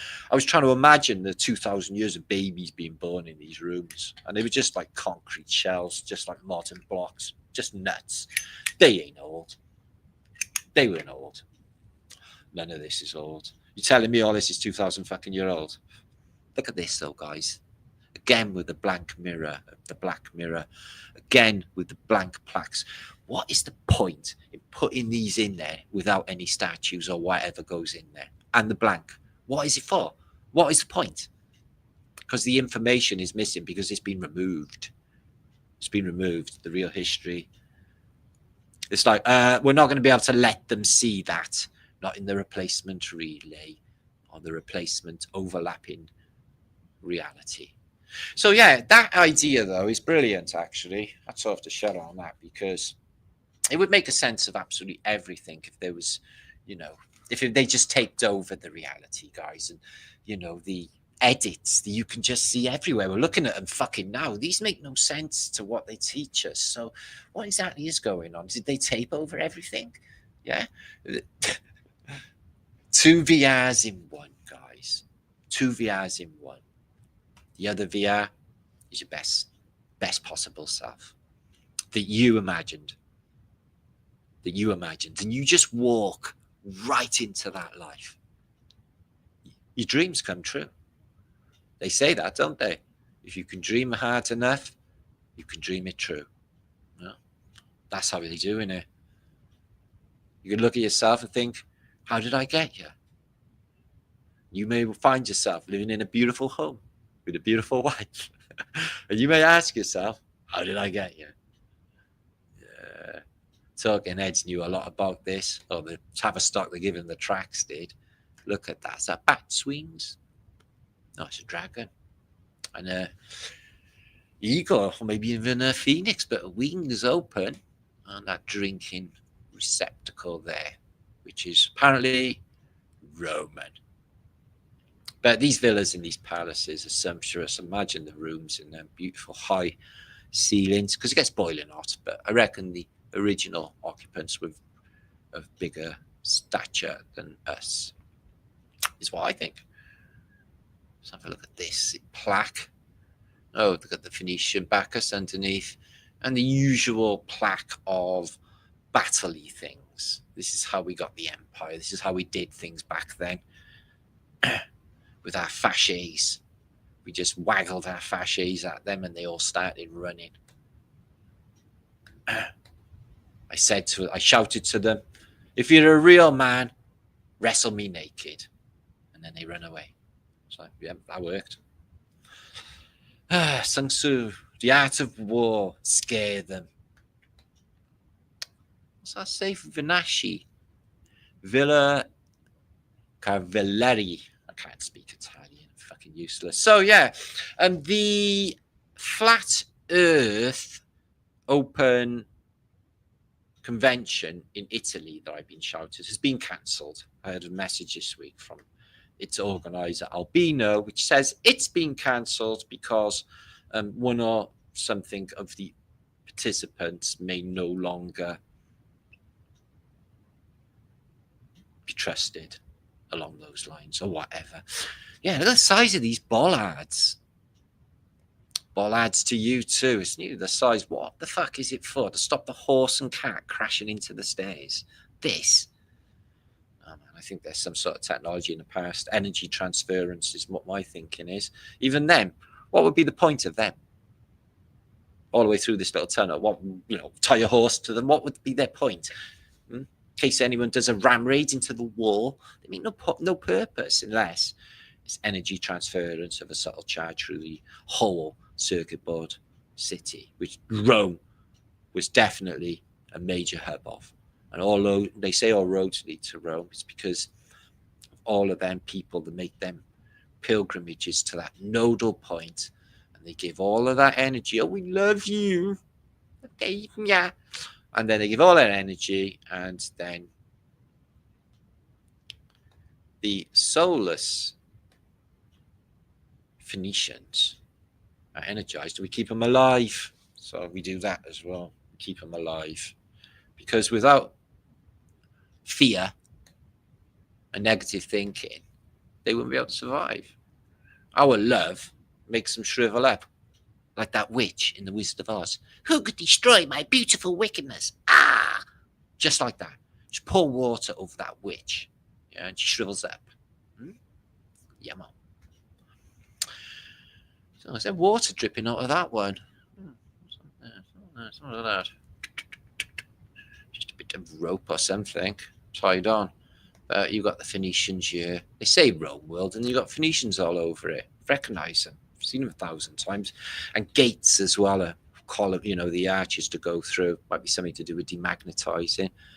Ooh, how beautiful. Look at that. So bars on windows upstairs and down. Maybe they got a problem with thievery. I don't know. I don't think so. I think the penalties were pretty extreme in the antique world for stealing, weren't they? You chop off things. Ooh, what's all that? So, yeah, so they literally get you to believe everything through placebo. So, example, they got a place in France, the church, called Lourdes. And I don't deny that there's special waters in Lourdes, but you got people who go there with cancers, for example, and they swim in the waters of Lourdes, and then there's a miraculous healing. Now, it couldn't possibly be that they did it. It must be the miracle of Holy Mary in the water, yeah? Not that they did it themselves through the power of their own mind and their own belief system, because that is exactly what's going on, guys, yeah? Power of our mind is massive, and we underestimate it. We create narratives for them, and we think about things that are never real and never will be real. Just nutty things, because of rabbit holes that they put there, laid down for us to go down and spend decades going down thinking it's all absolutely fucking real. Yeah. I definitely think on June the 20th, the aliens are going to land in Hyde Park. The rumor is they come for probing. So I'm going to go and buy some goose fat now. So there's people who believe stuff like that, like keep drinking the fucking Kool-Aid. That's what you get a lot in this place. There's an eagle thing there as well. And some Cherubanuski mer people, which is another thing you see all over Rome and Phoenicia, is mermaids and mer people. People that are aquatic. So again, with a plasma burst. But look at that. They just chiseled all that up and hung it on the side of a building, did they? And what, they got window tax as well, because that window's been blocked off. That's why that is always happening in antiquity. Why the bars so high up as well? Let's be honest, right? What, if you was a thief, you're going to climb all the way up there? It just makes no fucking sense. It's just, what are they there for? Are they keeping things in, or are they keeping things out? Or a bit of both? I don't know. Something's going on with that. The size of the building behind it as well for the antique world. Horse and carty, my assy. Oh, look at that for a gatage. So this is where all the money goes. So yeah, they bring per plate rounds, don't they? And everyone puts in $100 or what have you. And the more money you put in, the more good luck you're going to have from God and good fortune. You know that BMW you drive in? Yeah, that's because you come to this church, okay, and because you believe in Pastor Glorious. I have a dream. I have a dream that you gave me $200 because I have a very expensive girlfriend with a cocaine habit. I gotta pay for it. Ooh, that's nice. Fountains with them strange Phoenician whales underneath. So a bit of time traveling by Martin Luther. I'm going to come back for a second. We have a lot more to go. Oh, excuse me. Don't want that up. I want to get off my screen and see what's happening. I haven't got a clue. Okay. So it's 923 of you. Share this out. Let's get the big 1,000 in, please. Let's get them. Free Soul Hippie. I was made of iron. I know. But you never see a soul in any of them pictures. It's just craziness. So I hope everyone's having a fab time. When I'm talking, I haven't been able to watch chat. So I don't know what's going on. If there's anyone sulky or anything. I doubt it, though. Cheryl, how's things going? Keep me informed. Is that Mel? Is the juice of overflowing? Got a lot more to go. Thank you, Sean. Thank you, Mel. Dragon Sages, thank you, my friend. Imagine if we could relearn the knowledge. We probably knew it all when we came in. We were probably like just pure transcendental when we came in, but that education program, dragged away from your parents, told a load of lies. Fucking, there was no going back. We were all psychic when we were little. Like I said, I had this when I was like, I guess in some of you can remember, but when I was up until about 6-year-old, I was living in a magical kingdom, man, like Alice in Wonderland. Magical creatures, dead people, all sorts going on, man. My whole childhood up until 6, and then I woke up one morning and it'd gone. It'd gone. I couldn't even believe it. I went into shock. I started grieving for maybe a year. Maybe a year I grieved because I wanted it back. I was like, oh, please, whatever, I will do anything, but don't take that from me. Don't take that from me.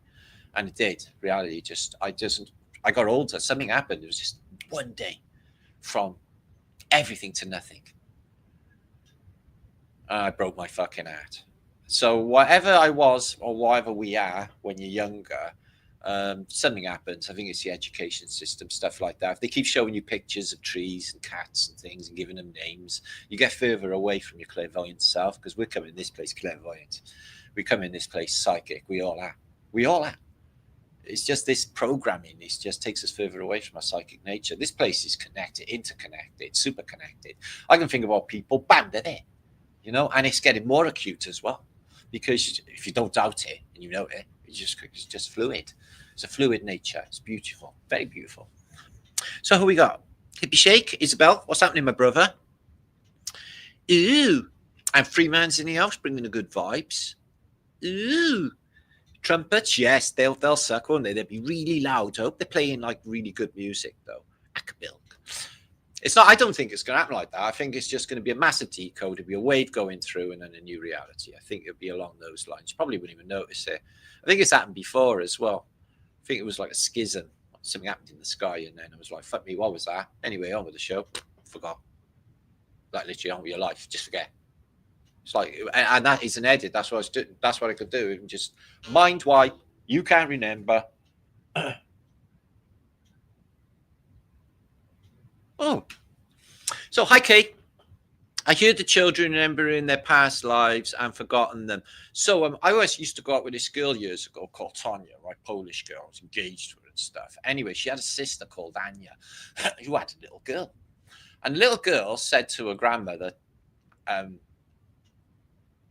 can't remember her name, Tess, old Tess, she's dead now, God bless her. She said to her, she stood there in the kitchen and she said to her these words. She said, I used to be your mother before this life. She went, what? And then she just come out with a load of memories that she couldn't possibly have known unless she was a mother. She said, well, yeah, we did this and she did that before the kid was even alive. Blew everybody's fucking mind. And then, when I learned that, because I was around at the time, and I was like, well, spooky kid, but fucking, I believe it. Then I knew that there was reincarnation. And I thought to myself how comforting it was, because I thought to myself, well, that's all right, because all the people I've lost in this place, like partner and stuff, probably back by now, a little kid running around, same soul. Fuck yeah, why not? So it gave me that comfort. But I had a voice in Heathrow Airport that said to me, we come back. And I repeated the words and I was just flattened by a buzz, God buzz or whatever it was. So I knew it to be true. Romanian Bear, I would love to remember something like that. It's all there. I think it's all there. I think we can access it. I really do think we can access it. If we peel back all the layers of these lies that we've been going by, all of us, and we get back to who we really truly are, which is without ego, nothing, just not worried anymore, just love, and just exist in that. I'm not Pollyanna. I can dig that there's dangers in the world, but be acute to it. And believe you me, if you go out into the world thinking, oh, I'm going to get fucking stabbed, something really bad's going to happen to me, believe you me, with that mentality, is a likelihood that is going to definitely happen one day, right? If you think to yourself what I think to myself is, yeah, well, none of that shit will ever happen to me because I'm groovy and I'll just be nice to everyone anyway, and nothing like that will ever happen to me, and it never ever will, because it won't. Because it's you that's fucking doing it. If you're living in a world of fear, and that will fucking arise because you will bring it. You just gotta not think in fear of anything, of this happening, that happening. Yeah, I'm sure there are really bad things happening in the to people in the world, but again, that is their karma. You know, and to me, I'm getting into the mindset now of I'm not my brother's keeper, and I'm really not interfering with the Lord's work of karma, because people have to pay their karma in this place. We're here in a lesson. Obviously, this is some sort of school. Doesn't take a genius to work that fucking out, and it's a tough school. It's the school of hard knocks. I sometimes feel that all of us have like literally been put into a borstal or some sort of naughty school for naughty people in this realm, because it definitely feels like we're in a schoolroom. It's always learning and getting it wrong, making mistakes. And, you know, I'm like getting on for 60 years of age and I'm still like a kid. I still fucking just trying to make sense of it at this age. In fact, what age do you get when you actually know anything? Fucking bonkers. But I'm not as confused as when I was. Ourselves, well, isn't it funny how elf is with, you know, like I'm an elf. There's no doubt that I'm an elf. I got told I was an elfling king anyway, so I definitely think that's a thing. Ourselves. Elf is in the word. It's weird. So, thank you. Dark Tower was awesome. I watched that relatively recently. But yes, shit tons of clues in that film. Really. I haven't watched the series. I think it's a book series as well, isn't it? David Danvers, every night was magical when I was a child. Oh, can you remember the summer nights when you was a kid? So you go out, right? Yeah, you're covered in muds, grazes, cuts. Your mother's never, and your father's never going to call you, okay? And that day lasted a year. Yeah, all day over the woods, playing with your friends. You come back, eat something quick, run back out until the sun was going down in them warm, beautiful nights. Can you remember how sweet everything was back then? Yeah. The world just doesn't. It's not because I'm older. It's just this realm is not the same. It's just not the same place. It hasn't got that vibrancy, that luster. It will, again, when the vibration changes, because like I said, there's a darkness over the world at the moment, and it's them that's doing it, and they did it through magic, black magic, and hypnotism and everything else. People need to snap the fuck out. Isn't it funny how they walk with cold woke and they're not woke at all? Isn't it weird? All of it, the whole narratives for everything that they do, they spin people around like this, and then they just fucking throw them to the dogs. Unbelievable. Not hell, very challenging school. It is very challenging. It's like, but I do feel that there's a level up. I do feel that we will level up or graduate. Okay, but I'm not sure what sort of level of graduation we're at. It seems really tough. So, Zuma, good to see you, Marcia. Kimmage is in the house. Stephen King is in the club too. Yeah, man, his films are awesome. I love Christine. That's a brilliant film with a cat. Some I don't like, but some are really good. Heidekins, Nope, and Tone, and Rob, and Dappy Good. Oh, excuse me, I'm not reading all your comments. Yeah, Bomb the Rainbow. And how did you learn something if you forget each time? Well, I myself, I do like my vlogs in my sleep and stuff. Sometimes they don't work out and I don't sleep at all. So I do a lot of my data filing. Now, when you sleep, if you remember everything that you happened to you in your dreams, and I don't think it's REM minutes. I dream all fucking night long. So that's bullshit. You wouldn't be able to cope with your everyday. You wouldn't, because you wouldn't be able to differentiate between your normal day activities in the dream world. It would be very, very confusing. So there's some sort of data wipe after you've gone to sleep. You remember essential parts that you'll need to navigate for the next day, like little precogs, etc. But we can't know it all. And I think the reality works the same way as the dream as well. We can't know. You can't literally have all of the memories that you ever had for the last God knows how many years all in 1 second. Your head would fucking explode. You've got to be able to access that data, switch back in time. Remember, I used to think that the hours I used to just spend sitting there looking out the window. Can I remember those times?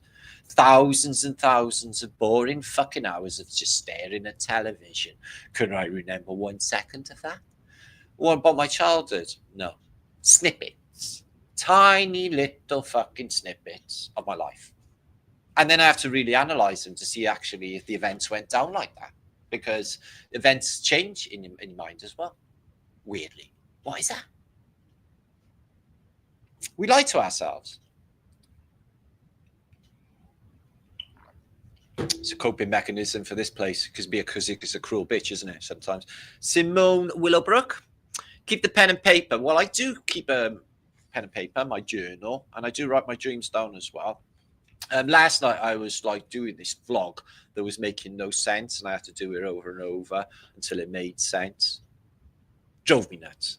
So there's that. Ted Young. Yeah. David. Consciousness is the RAM. Memory is the ROM. Oh, I like that. I like that. I like that. Well, if you get down to it, the nitty gritty anyway, it's only binary, isn't it? It's only ones and zeros. Or switches, on and off switches. When you get right down to it, yeah, they say atoms, but, you know, it's indivisible. Can't see any of that anyway, can we? But I think, you know, because you can see it. I've seen it. If I turn the light off, I can see billions of little pixels. Yeah, that builds up the whole picture of what I'm seeing. Yeah, this thing is VR. This thing's VR. An interactive VR, and they hijacked it. Oh my god. How do you say that? Sienna. A beautiful name. Sienna, thank you for being here. ZYX. Yeah, I'm still listening to Steely Dan. Listened to him yesterday. I'm going through a bit of Doobie Brothers at the moment. I'm convinced that Blackwater is one of the greatest records I've ever heard because of the violin on it. It's so southern violin. Literally got a buzz just thinking about Blackwater. You know, by Go Backwater. Anyway, don't worry. I'm old-fashioned. Dale Johnson. Yeah. Okay. Thank you, Tom. Thank you, Dale. Thank you, Moage, the ram and the bullhorns. Okay, let's get back into some juice. Okay, because we are 900 people. If you share this out, right, loads more people will turn up and it will be even more fantastic. Yeah, do you like my thumbnail? It's a true story as well. It's a Quinn Martin production. Okay. Did you ever feel really groovy and fantastic all of a sudden? So we're going to look into, we just looked at that one. We're going to look into Byzantium now. So they came in after the Romans and they occupied Istanbul. And they're not a Ottoman controlled empire, as you might think, but they are Byzantine rulers, are definitely Caucasian. You can see an old depiction of Istanbul here with sellers and the Ottomans. That were.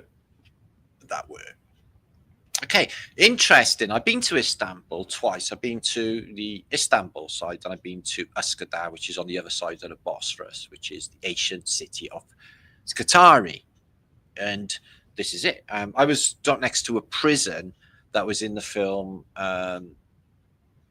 Midnight Express. Remember when he got caught with all that black ash and ended up wanking? Anyway, he... well, yeah, because you hear screams coming from the wall behind the walls in the middle of the night. And I went in there. It might have been that one, or I'm not sure which is the Hajj Severe or the Blue Mosque. I can't even tell. But I had a dream about this as well. That a man come up to me and he was going to give me a map of the Earth. He said, I'm the only one in the world with a map of Earth. I was like, can I have it? He's like, yeah, follow me. And I fucking lost him. My dream. So yeah, they got all of this Byzantine beautiful architecture and some Roman as well underneath. You'll be able to see the two different eras, and the city wall is Byzantine too. You can see it there, built by the Romans at the bottom, the whiter stuff, and you get up to Byzantium, and then later the Ottomans, and then the Republic, which is there today. In the biggest city in Europe by far, massively populated city of Istanbul. I never felt safe there at all. when I was there. I got followed around by a gang of about 50 14-year-olds. I thought they were going to murder us because they were like, looked like they were going to murder us. So I went back to the ship and I was like, well, that's not safe, Captain. What are we going to do? He said, just go and drink and eat in the hotels. He said, go in a posh hotel. It's cheap as shit. And we did. So it was like fucking all the best hotels. It's cheap as anything there. Caviar and champers for fucking pennies. It was awesome. But yeah, you don't want to be caught with anything in that country either. That's really dodgy. So yeah, we got some Byzantine stuff. They got Byzantine and Christian and Ottoman in the ceiling of the Hagia Sophia, you know, the different religions. But you can see the Byzantine here. It's that same angel-y theme. It's got a bit of Jesus going on as well. But again, 4 angels theme. The cross that I talked about on my last post. And I think he's chucking up a Zyro there, but I think it's jazz hands. I think jazz hands is a thing as well. He's saying, I didn't do it. I wasn't there. It wasn't me. I am a square. So he's an OAP. They removed something from here and might have just fallen off. But this is all gold mosaic. How beautiful is that? Tiny little squares of gold leaf. Tile. Imagine the effort necessary to do that and stick it on a fucking ceiling in Byzantine era. Absolutely beautiful. We got the Omega there, and he got some sort of a sparkly stick, and he's staring at it. Maybe it's just, well, it's a sparkly stick. It's a sparkler, isn't it? They're really dangerous sparklers. You need to have one in a pop concert. Imagine accidentally poking your girlfriend in the eye with a sparkler. That'd ruin your fucking night, wouldn't it? You know, she'd just look at you and the sparkler white would just go back and forth. That's not funny, by the way. And you wouldn't burst out laughing. That would be terrible if that happened. Just saying. So just don't play with sparklers in pop concerts is my advice. Yeah. So yeah, they are the Byzantines. They maybe he's looking a little bit on the Arabic side, but they're definitely Caucasian, Christian-y, Greek, and some Jews involved as well. As you can see there. In this new structure that replaced the Roman Empire.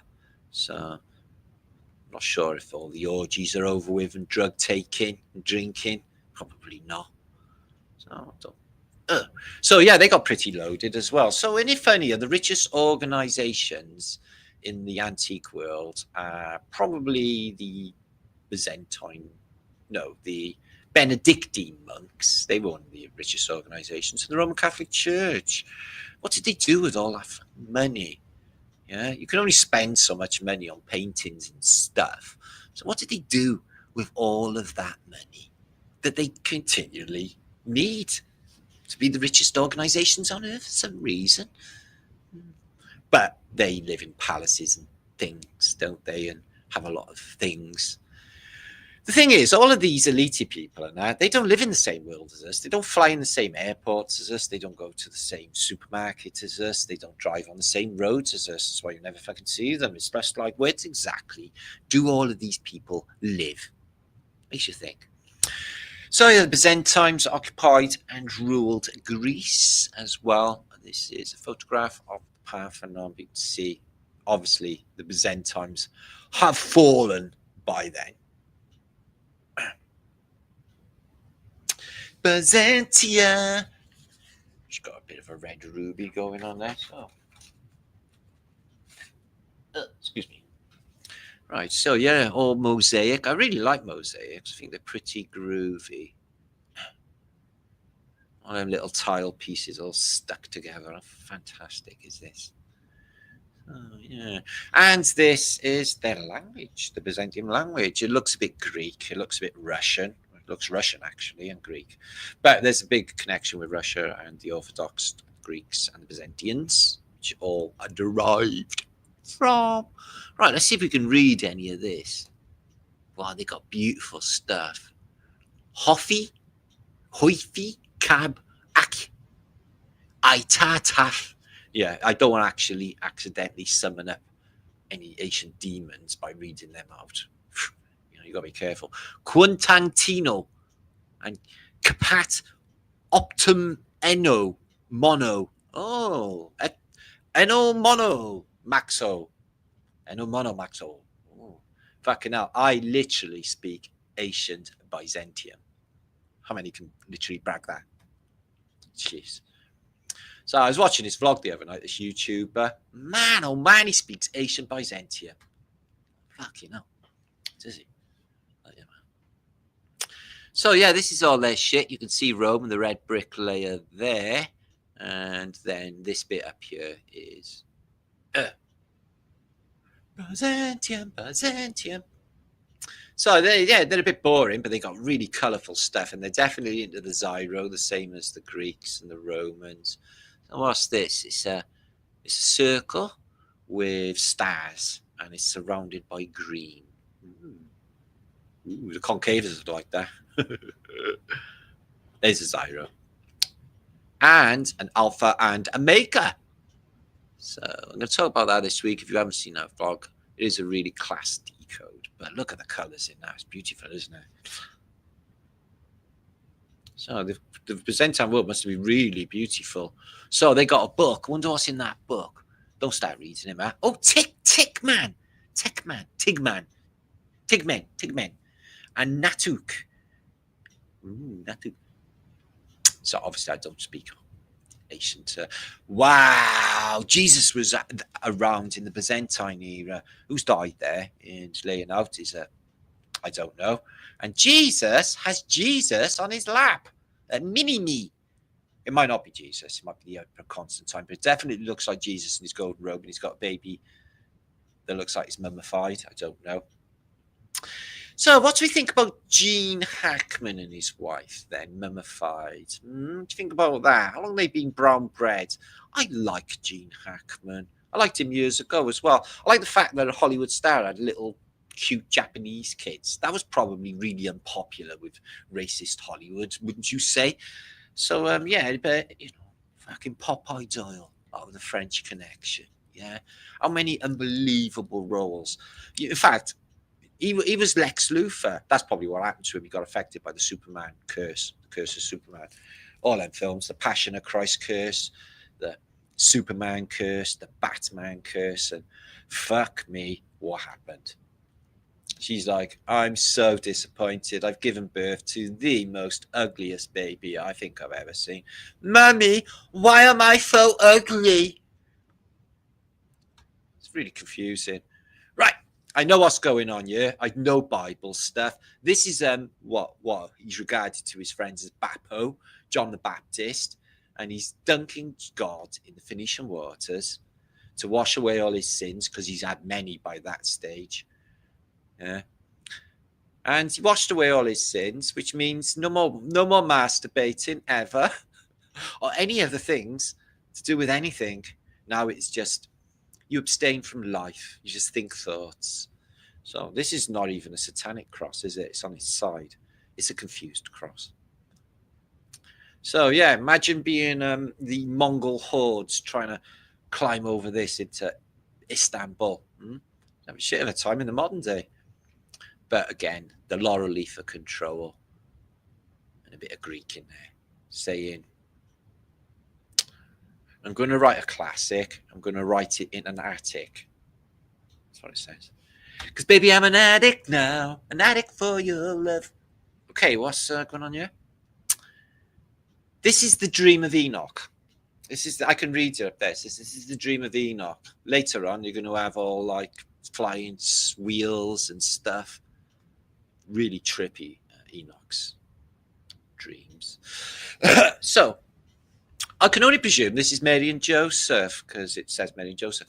She's got a donkey, and she's off because basically the first thing you're going to do is escape and try and find somewhere to go. Now, what was the reasoning? Were they killing babies back then? Yeah, I think it was something to do with killing firstborn, wasn't it? So let's get him out. Let's go and find a stable. And the saviour of humanity is born in a stable. Something quite earthy and nice about that. I'm glad he wasn't born in a big Trump Towers or anything, really, really loaded. But he became incredibly wealthy because unless he's the poorest king in the history of the universe, he's rich because kings have money. And to be a king of kings, fuck me, you got to have a fair few quidditch. So Let's have a look at these ladies going to bath the baby. Oh, you're a fat little mite, aren't you? Wee! God, you weigh a ton. Wee! So yeah, the Bible is it's a curious little book. My Bible, when I do the rewrite, it's going to be awesome.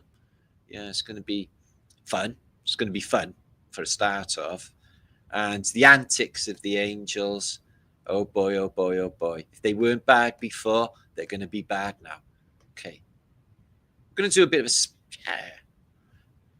Obviously, I'm not going to do the 1,000 pages of the Bible rewrite, guys, because that's going to take a long time. I just haven't got that sort of time in my life. So what I'm thinking is just a short synopsis, Martin's Bible. So Jesus is born in a manger, and they put him in water, or these cow and a horse are just looking over, going, "Ah, it's a baby." But cows can eat snakes. It's a wonder they didn't eat the baby. Imagine the start of a reality. It's like, what happens? Well, this cow ate the Messiah. The cow ate the Messiah. It's a vegetarian, not this cow. It's like, fucking hell. More heavenly happening. So we got a star, and it's shining down onto. That's the star of Bethlehem. Right, Magi, what you got? You got gold, frankincense, and myrrh. Yeah, don't worry too much about the myrrh next time. Bring marijuana. Okay? Lots of it. That's what you need. Don't want that myrrh, rub it all on. I get a rash anyway off myrrh. Frankincense, you can eat frankincense. I eat it. I got a bag of it in the drawer by there. You can grind it and put it in a fruit drink, which I do sometimes. But I put other stuff in the fruit drink as well to go with it. Active, happy things. Here they are, the Magi, bringing some cool shit. Let's have a look. Gold, frankincense. Okay, that's incense. So you need that to change the ether, to make it more etheric, to do more data transfer and stuff in the realm. And myrrh. As far as I know, myrrh's a sort of ointment, isn't it? I think you put it on cold sores or something, or whatever. I'm going to have to look it up. I can't Google it. Okay. So, Byzantine's got some nice clothes, though, haven't they? So this is a Byzantine box. I'm not sure what's actually in it, but these are Byzantine stuff. Is the three Magi again, coming from the east. They followed a star. And here they are in the manger. Oh, it's an activity. Ah, but, you know, it all ends in terrible, hideous torture and pain. So it's a terrible, sad fucking tale when you go into it. It's like a horror film. It's almost satanic. It's really terrible. Endless amounts of thousands of people traumatized by the torture of this dude. It's just like, did they really have to go through the torture bit? Couldn't they have just given Chinese burns and some lines? Just make him, I am not the King of Kings. Write that 5,000 times by Tuesday. Okay. So this is a Byzantine chapel, as you can see, very beautiful colours, and they do Angel Gabriel's stuff, and they tell you stuff on scrolls and stuff. But, you know. So it's the nature of reality. So let's get back to our shared thought of a taped over reality. Okay, so imagine you got a Betamax VHS and Evil Dead's on there, but you want to tape over Evil Dead to Spider-Man 3, which is a really good movie. Don't knock it. Okay, not all sequels are crap. Just Superman 3. So you tape over it, but there's elements of the movie that's underneath still kicking around. You know? So it's 2 VRs in one. And a clue to this 2 VRs in one, a Mandela effect, the weird questions with antiquity that we can't make head or tail out of, like the world ended, seems recently, how can that be? But this is a skull of a human infant. Okay. You feel comfortable with that, do you? Because I don't feel comfortable with that at all. I'm a human Right. Start off under my skin and all of this hair stuff, right? I look like that. And apparently, when I was a kid, I had 2 sets of noshes that look like that in my face. Okay, well, we're not alien or nothing then.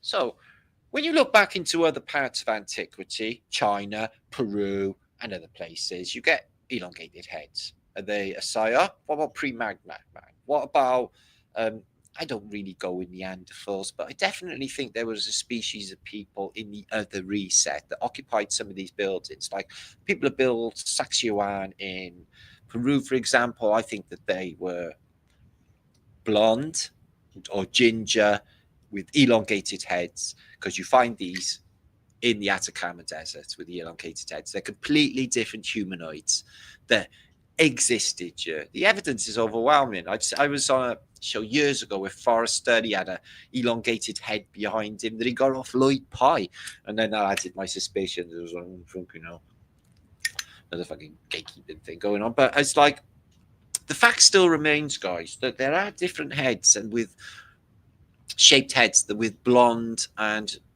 Caucasian features in Peru. And if you go in China as well and Japan, the original occupants seem to be different shaped heads and different metabolism, different, not metabolism, different shaped face and different bodies as well. Because, you know, this Mandela effect, there's no way the kidneys are under the rib cage now. Guys, I was a kid in school. We used to fucking punch people in the kidneys. I've been punched in my kidneys dozens and dozens of times, guys. It wins you. It makes you feel sick. Okay, I'm describing it. Yeah, you can't do that anymore because it's under the ribcage. How the fuck is that possible? And where's your heart exactly? Put your hand on your heart, because it's not where it used to be. And there's another Mandela effect is in other skeletons. I'll show you examples of the hole at the back of the eye is a big hole, and in some of these modern day skulls, you'll see just a slit. Okay, to the the nerve endings, but in the past, a big hole. Again, a physiological change in Mandela effect. And the teeth, I can't get my head around that this is human beings. It blew my head off the first time I seen it. I went, no fucking way, Jose. That can't be real. That just can't be us. This, yeah, is not the movie Predator or Alien. Okay? This is the human being's teeth. I know. Don't be alarmed. So I'm thinking that, something edited all of this reality, because I can't believe for a second that this is what we look like. We are this. I'm this. Or am I this? Because that is exactly what they're trying to tell us. He's got one teeth inside of another set of teeth, the old face huggeroony from the Alien. But it looks exactly like what we're supposed to look like. You go further back in time, though, infants are not... I can't find any examples of infants with 2 sets of replacing teeth in antiquity. Okay, it's just craziness. This is an early museum piece I see, but can't see into the eyes. Again, you got these. And Star Child. Whether or not it's a psyop, I can't really tell. It looks proper like a skull, but what did this face look like? Was it a pug human being? See, another thing is dog skulls, pugs. No wonder they're going and can't fucking breathe, because they've been crossbred. They can't even breathe properly. It's absolutely disgusting. This is a strange infant from antiquity with a rounder skull. You can see that the cap, I guess, is fixed on, or I haven't even got one, maybe. But again, slits in the eyes, not the big holes, but maybe two sets of teeth, but not really distinctive, 1 or 2 there. And you see examples of this. Somebody documented these huge, elongated, or in this case, bulbous skulls. Now, if that was the case, can you imagine our mental capacity? With a brain that big. Wow, it'd be amazing. So, yeah, there's an example of the human infant, which trips me out to even think about. Not that I have to worry about any of that anymore. So, there's the constant reminder of Morty. Yeah, it's not like a party, Morty, is it? So that sort of sucks, doesn't it? They try to make it sucky, but I think you can turn it into a beautiful experience. Yeah. Oh, I'm about to die. I feel really horny. That sort of thing. So, As you can see, skulls in the past didn't have slits. They had holes and not a slit. So, you know, a Mandela effect with these as well, these phelons. Why? They're physiological changes. Here, slits. The optical nerve to go through into the Brian. Yeah, look at you. And guess what's underneath? So they say. But again, you know, this is him. I don't think it's even there until you open it up. I can't believe it anyway. I don't believe it. I don't believe any of it because all is illusion and all is mind. They're just telling us that, and you just identify that that's the case. Oh, right. I'm all, that's me underneath then, is it? Frill. So here's some infant skull babies. They have got larger skulls in their bodies because, you know, they're just developing. But some of them are really bulbous. And then in like different parts of the skull, and they heal up in the middle. And when my son was a baby, I used to put my hands over the top there. You could feel his heart beating through the top of the head. It was really fucking weird. Where the skull hadn't connected yet. Bloody weird, crazy stuff. It really freaks you out being a parent, I swear. When they're babies, I don't know how we don't all go to pieces. I just don't even know how we don't. How we do it to ourselves. It's just nuts. It's nuts. All that responsibility as well. Fucking hell. Anything goes wrong, that's on you. It's like, where's the kid? Where's the baby? I can't find it, babes. What do you mean you can't find it? I went out and forgot. Where were you? In the bookies. In the bookies? Go find the fucking baby. I'll be back. No, love. Fucking hell, don't shout. That's a nice little touch, isn't it? Bit of scrimshaw or a bit of silver in on a skull. Would you have a skull as an ashtray in your house? Maybe. I might do. I don't even believe that's bullshit. So if you believe that it's going to be a cursed item, it'll be a fucking cursed item. Shh. Don't tell nobody about what's going on. But look at this skull. This lived here before us. They got dramatists and actors, thieves and murderers,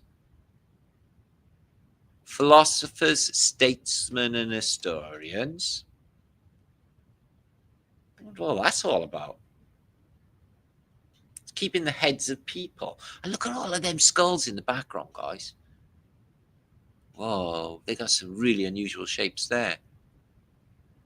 So, yeah, maybe there was other peoples living alongside. And all of these cryptoids as well, you see on maps. Why are they showing us?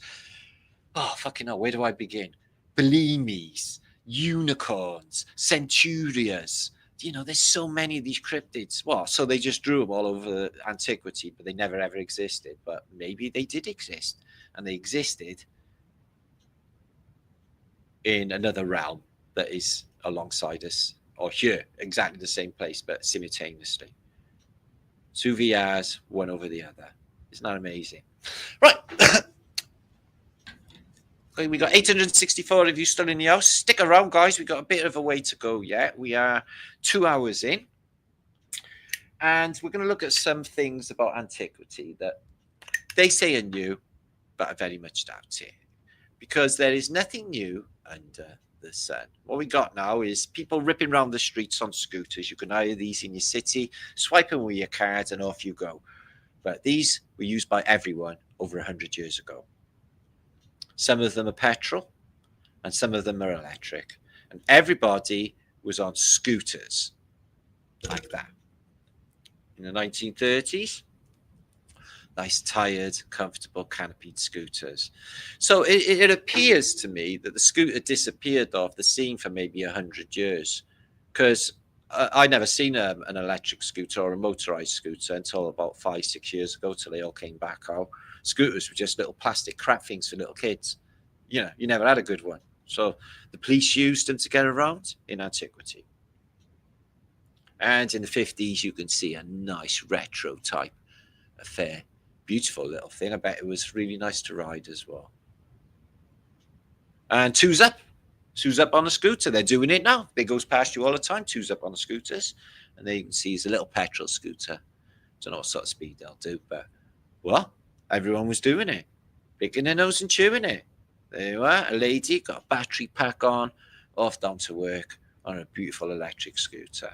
And then it's going to be dumped for 100 years, because if we haven't invented the electric scooter or the petrol scooter, Isn't that the airline pilot that went missing? Oh yeah, it is. That's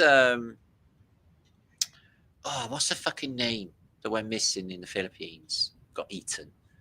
I'm looking for the shape of the earth. What's the name? Anybody? Famous female aviator. My mind's gone blank. Come on. Amelia Earhart. Thank you, Alva Billy. Always you coming through. Yeah, that's Amelia Earhart. I always thought she looked very masculine for a woman. Like, she looks more like Edward Fox than anything. Maybe it's really weird. But she did all that masculine things. That's not unheard of in this place, is it? So they're scooters. And the postman, they used to go and deliver your letters on petrol scooters. So nothing new is under the sun. They just dumped it for 100 years, rehashed it all like they do with narratives on the internet. Half these narratives will piss off. Give it 10 years, they'll all be back on the fucking Q-bus. You watch. They'll just keep rehashing them. It's not a business model. Yeah. So in antiquity, in Chicago and in New York and in Britain as well, in London, before the steam train arrived, okay, they were using pneumatic trains. Trains drove by pneumatic pressure air. And this one was in London. They were delivering letters in, 1861. Okay. And this would deliver the mail all the way into central London in a pneumatic tube run by compressed air.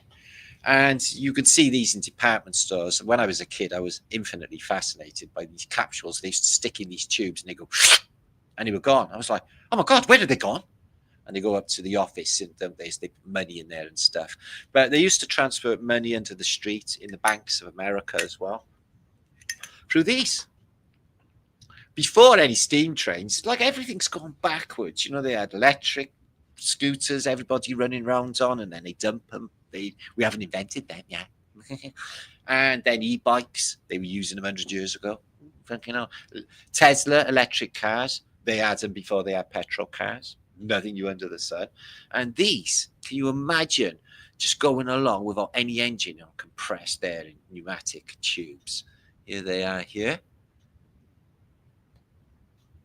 Pneumatic trains that were in use in antiquity, which are pretty futuristic. And then they went backwards and they had choo-choo steam trains.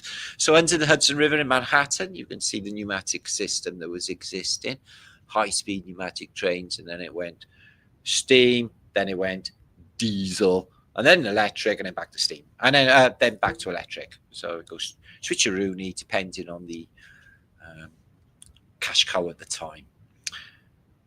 And that's what they look like. Very comfortable, very clean. But if you weren't aware, you'd be like, what? They're pneumatic trains? I was like, yeah. And put kids in these as well. That looks like a bogey. So it was America and London, different cities, Chicago, New York. You have Broadway as well, pneumatic train tunnel here. And it's going from, and so they got a massive blower and it just goes, yeah, just unbelievable. So they dumped all that. And that was in 1870. They had that advanced, guys. Nothing new under the sun. Just fucking craziness. And now look what we got. So the emblem, new subject as well, for Tartaria is the Griffin. But what you find when you look into the records, the historical record, is there are tons and tons of images of griffins being a pain in the ass. They're murdering and they get killed a lot as well. So you're there, griffins. Let's have a look at a few medieval pictures. You can see one killing a dog and another griffin, which is the emblem for Tartaria, with a human's head in its claw, if you like. But it looks like the Welsh dragon, and I can't help but believe that this is just a symbology for some sort of, they're talking about Tartarians, rather than a fictitious creature that's eating and munching humans. But they get them back. Use the knights can go kill a griffin. So again, a griffin is another apparently mythical being. But they exist in all of these paintings. Why is that? You get griffins in antiquity with Egypt too. So why is that? And you can see another one in a woodcut here as well. Another griffin getting a sword in the headage. And another griffin here, scribed on a wall. So, you know, this emblem has been used right the way through time, by the look of it. But with a negative context, either being killed or killing. So I don't know what kind of bird looks like this. Animal's back that eats small pigs or humans. Like I said, there's so many images. So let's just presume that maybe in another reality that there were griffins and they were doing this stuff. So a lion and a griffin off. Wow, who wins that? So the lion could be the Phoenicians, because that's their emblem. And the griffin could be Tartaria, couldn't it?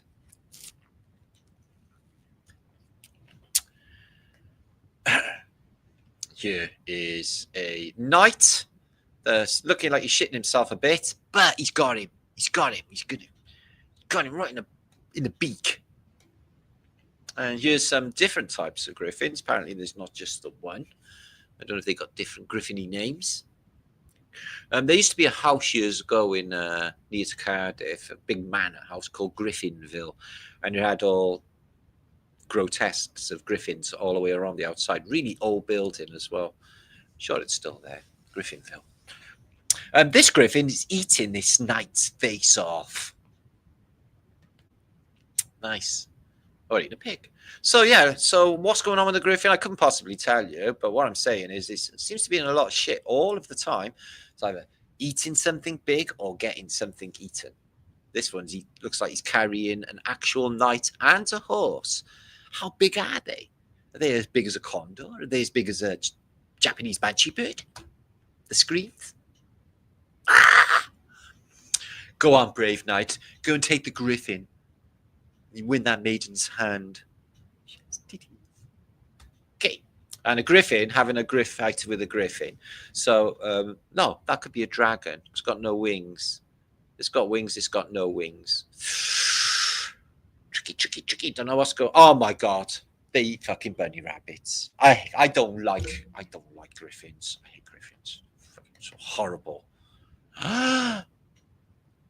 So one can only presume that it's bad news with griffins, but this one has a shield with a red thing on it. It's like, did you see my badge? Did you see my badge? But unfortunately, the knights don't really listen to griffins. Should have looked at my badge. I don't need to wear one badge. So flat as it comes, like the earth. Although there'd be many people who would say, that's not true. The Freemasons said so. Okay. Let's have a look here. What's going on in this temple here? Christus, 1750. Christus, isn't that Jesus? Let's have a look at Christus then, is it? Shall we? Excuse me, all this fucking writing. What's that book and magazine? Get off. Okay. Books and magazine. Anyway, so we got some sort of giant. I'm sure it'll disappear in a minute. And everyone underneath is hitting the floor. Let's have a look at this. So is he alive? And if he's a giant, what is he?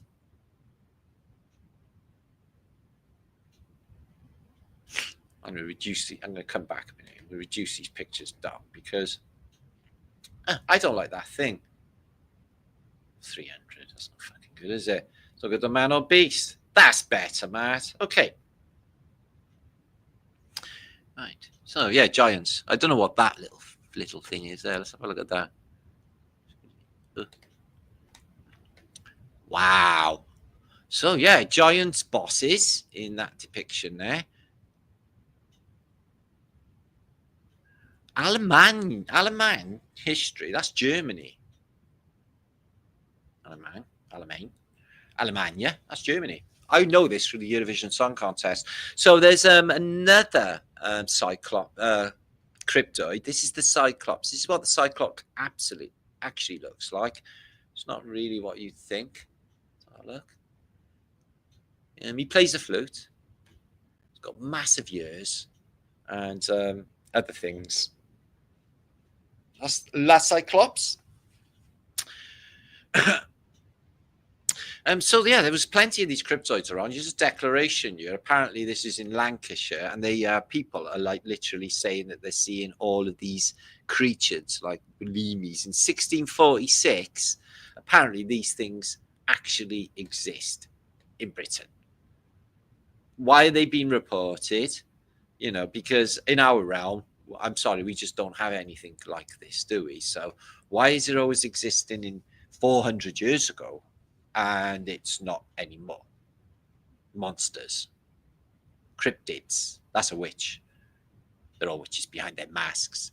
So yeah, I'm sure this is. I'm not sure if this Jesus being brought up to Pilate, but an angel's holding him down, and he's got a demon saying shit too. Yeah, it's the crown of thorns. Okay, there's a crown of thorns that's going on. He's got a bag of money. This could be Judas Iscariot then, isn't it? No, why would he have the crown of thorns ready and the cross with Henry on it, ready for Jesus? And look at Pilate. He's he looks Byzantine, but look at his cloak's got like barbed wire on it, or thorns, like the crown of thorns. And the city's burning in the background. The city's burning in the background. And there's all-seeing eyes all over the column, all over his dress, the angel's dress. Horrid eyes of Horus. Wow, that's really trippy. Yeah, witches. They hide, they smile, but underneath the mask, some of them are evil fucking witches.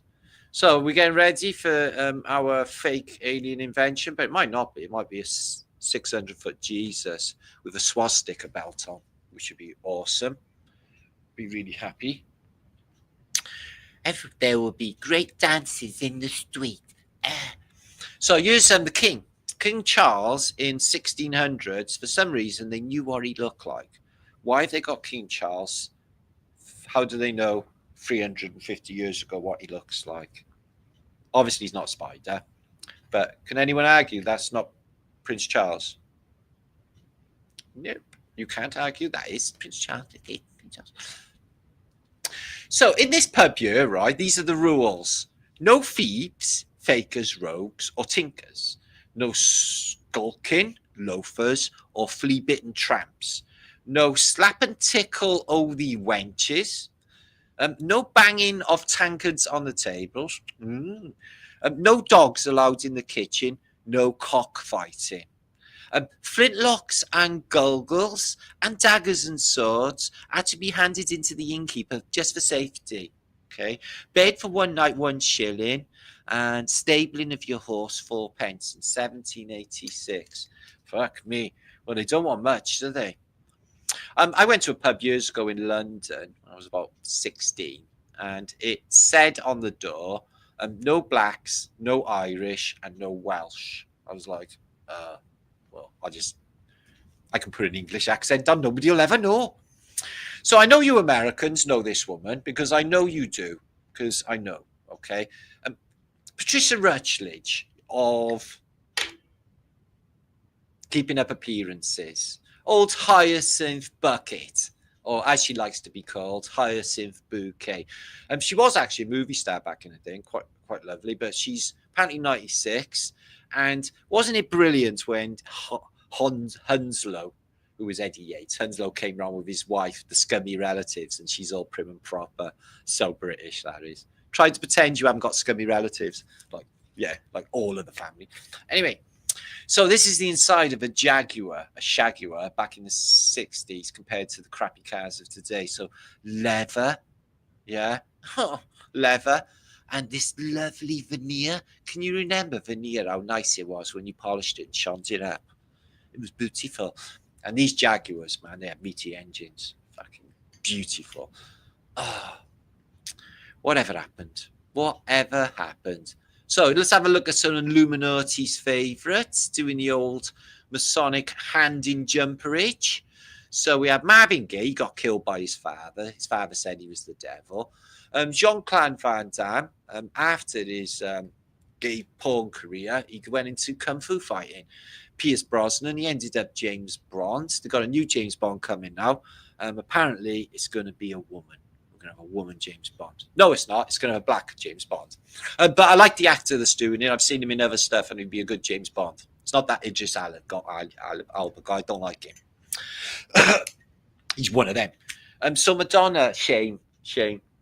If I could just step into another reality where the Mandonna is Madonna, because back like years ago, before I knew stuff, yeah, I mean, I was always convinced that I was definitely going to hit her on with Madonna, but obviously, no, that's never going to fucking happen, is it? So, go on, is that fantasy? So, yeah, Meryl Streep, she's a bit of a weird one, isn't she, old Meryl Streep? She was a witch as well in Witches of Eastwick, wasn't she? No, she wasn't. But she has been a witch in Death Becomes Her, that film with Bette Midler. And the ginger guy up in the corner, he's probably not that famous. I haven't really heard of him. Cameron Monaghan. Don't know the fuck that is, you'll have to tell me. He's the lead singer of Kings of the Stone Age, the guy that kicked that woman in the face. Don't like him either. So this is me, age 90, I'm hoping. Yeah. So nice cushy fire.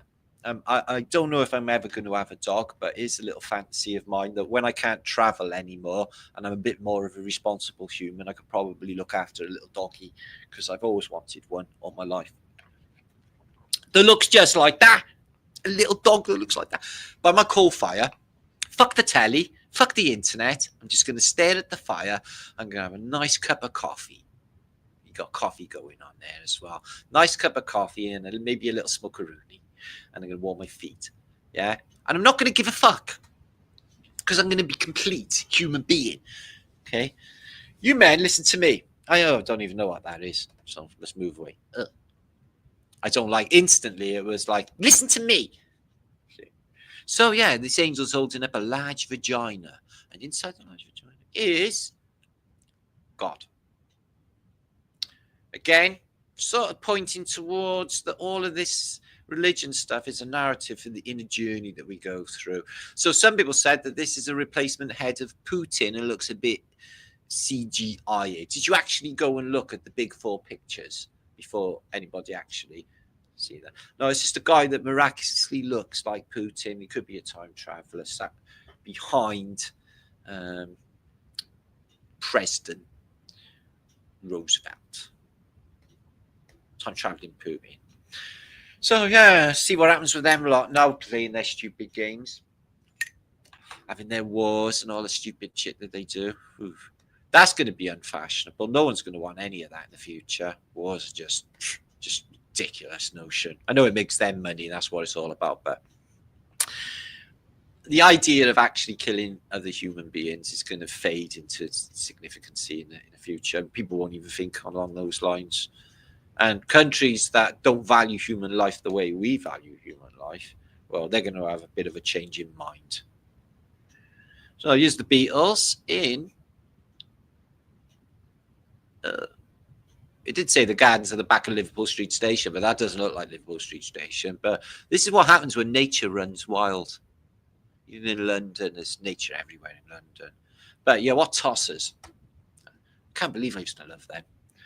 So why build a massive crown to put on top of a building or something? And come and have a look at said massive crown. What is the deal with the massive crown? Is it because it once belonged to a giant king?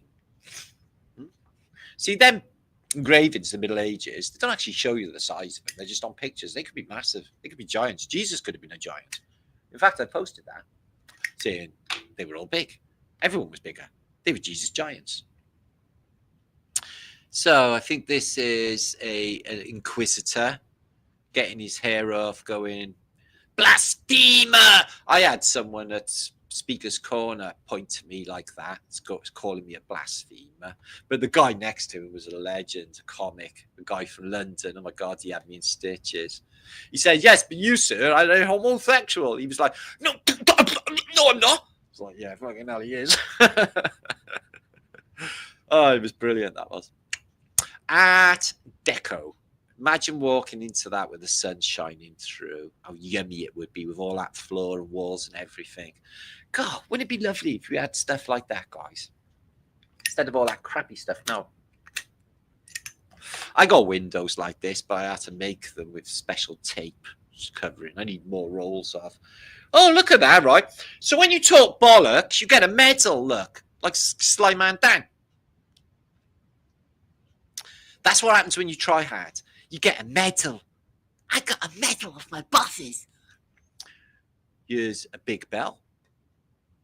And a little party of people around said big bell doing nothing in particular. So obviously the bell's the star of the show. What's the story behind it? Is this a giant bell? I do not know. So these were ripping around in the 1600s. What would be the propellant, so to speak? There's no horses on it. Can't see any engine per se. So what is driving it, do you think? Steam? Could be, because it got pipes, surely. Like steam could come out of, and it's got a pipe there with smoke coming out of it. So I think this is a steam power car. And I've seen evidence for steam power cars in 1600 that went like shit off a shovel. I mean, they're like, phew, quick. Yeah. What's this lady smiling at? Have your ring deep cleaned and valeted. That's a naughty smile. Okay. And this is a street in London where they're having a market. And as you can see, everybody brings their potatoes and everything all over the street. Shit tons of people come and buy fresh vegetables every single day and take it home and cook it. It's nothing like the modern day. People had a shot at living. It's like she don't have to worry. She just goes and sells all of her produce every day and goes on with 20 shillings. Yeah? She didn't need any more. She had the food as well. People could live. They've cut off all of that easy living for people. You know, people in Britain, what do they rely on? Fucking eBay for a little bit of extra cash. They fucking nailed that. They can't even do that anymore. There's just no way that anyone can individually live. You go to countries like Thailand, fucking hell, they're sat on the side of the road fixing shoes, man, and they do that for their lives, and they get paid and they live, they eat, they get somewhere to live. They won't allow nothing like that in the West for you to be able to do anything like that. God watches over these people. But apparently, these starving kids, they can kiss his ass.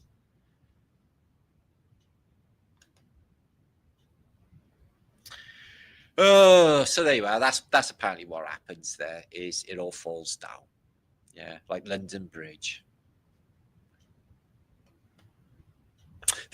Imagine winning this in a magazine back in the day. Woo-hoo! Win a night out with Jimmy Savile.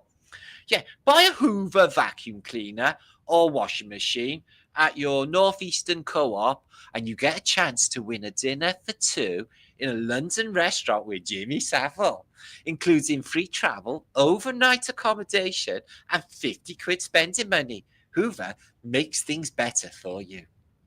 Right, you know. Got a good suck on that Hoover of it. Fucking hell. So this is a pilgrimage I'm going to be doing as quick as I can this year. My soul does tell me to go to St. Michael's Line for a recharge and put my intent out into the ley lines and then go forth in love, which is what I'm going to do. Fuck it. Anyway. God, the poor old Truther community gets battered all the time. It really breaks my heart sometimes, you know, the attacks they get constantly fucked around with. Oh, and then you're all rowing and it just upsets me to see people getting played. Well, that's why it's probably good to stay here because we don't do that shit. So the word checkmate comes from the Persian phrase shamat, meaning the king is dead. Did you know that? I love a game of chess, me. I'm a good chess player. Well, I think I am. Pissing on the moon just proves that the moon is not far away at all. It's local. In fact, Australia is further away from me than the moon is. Piss on the moon. Fuck it. This is an actual photograph of the inside of my brain, my Brian. This is what it looks like inside my head. This is what I do. I've got things written everywhere, loads and loads of things that this is my head. This is what I do with my life. This is why these vlogs arise, because this is what it looks like. Now you know. Now you know. Have you seen this back in the old days? OnlyFans, nothing else. Yeah, no. Times change. You could Google that these days, and dirty fat old man would turn up and be like, "Fucking hell, it's fans." Like, yeah, no shit, fat. So levitation's a thing. I used to be able to like levitate, and fly all around my bedroom, and fly down the stairs as well, and fly around my living room, and fly around the street, sit on my roof, and other stuff like that. And this lady, whether she's just jumping, but I think that she's levitating, and she can go around like that. I literally used to fly around like that. This man, he's got an implement on his head which amplifies psychic ability. It was tested in Russia, and basically he thinks about something and it sends a psychic signal, and somebody else with one of these on will pick up his thoughts as well. Yeah. So this boy here, he was born with antlers. So some people are born with, there's a face there. That might be just me though. No, I can still see a face there. Look, lady's face. Can you see that? Nice trippy. Yeah. So some kids were born with horns. Some were born with antlers. Really weird. So this is the miracle of life. Yeah, you probably didn't even know this, right? Nowadays, there are lots of ways a lady can get pregnant, but the most popular way is for a man to lay an egg in the lady's mouth. Yeah, so she can swallow it inside herself and a baby can grow.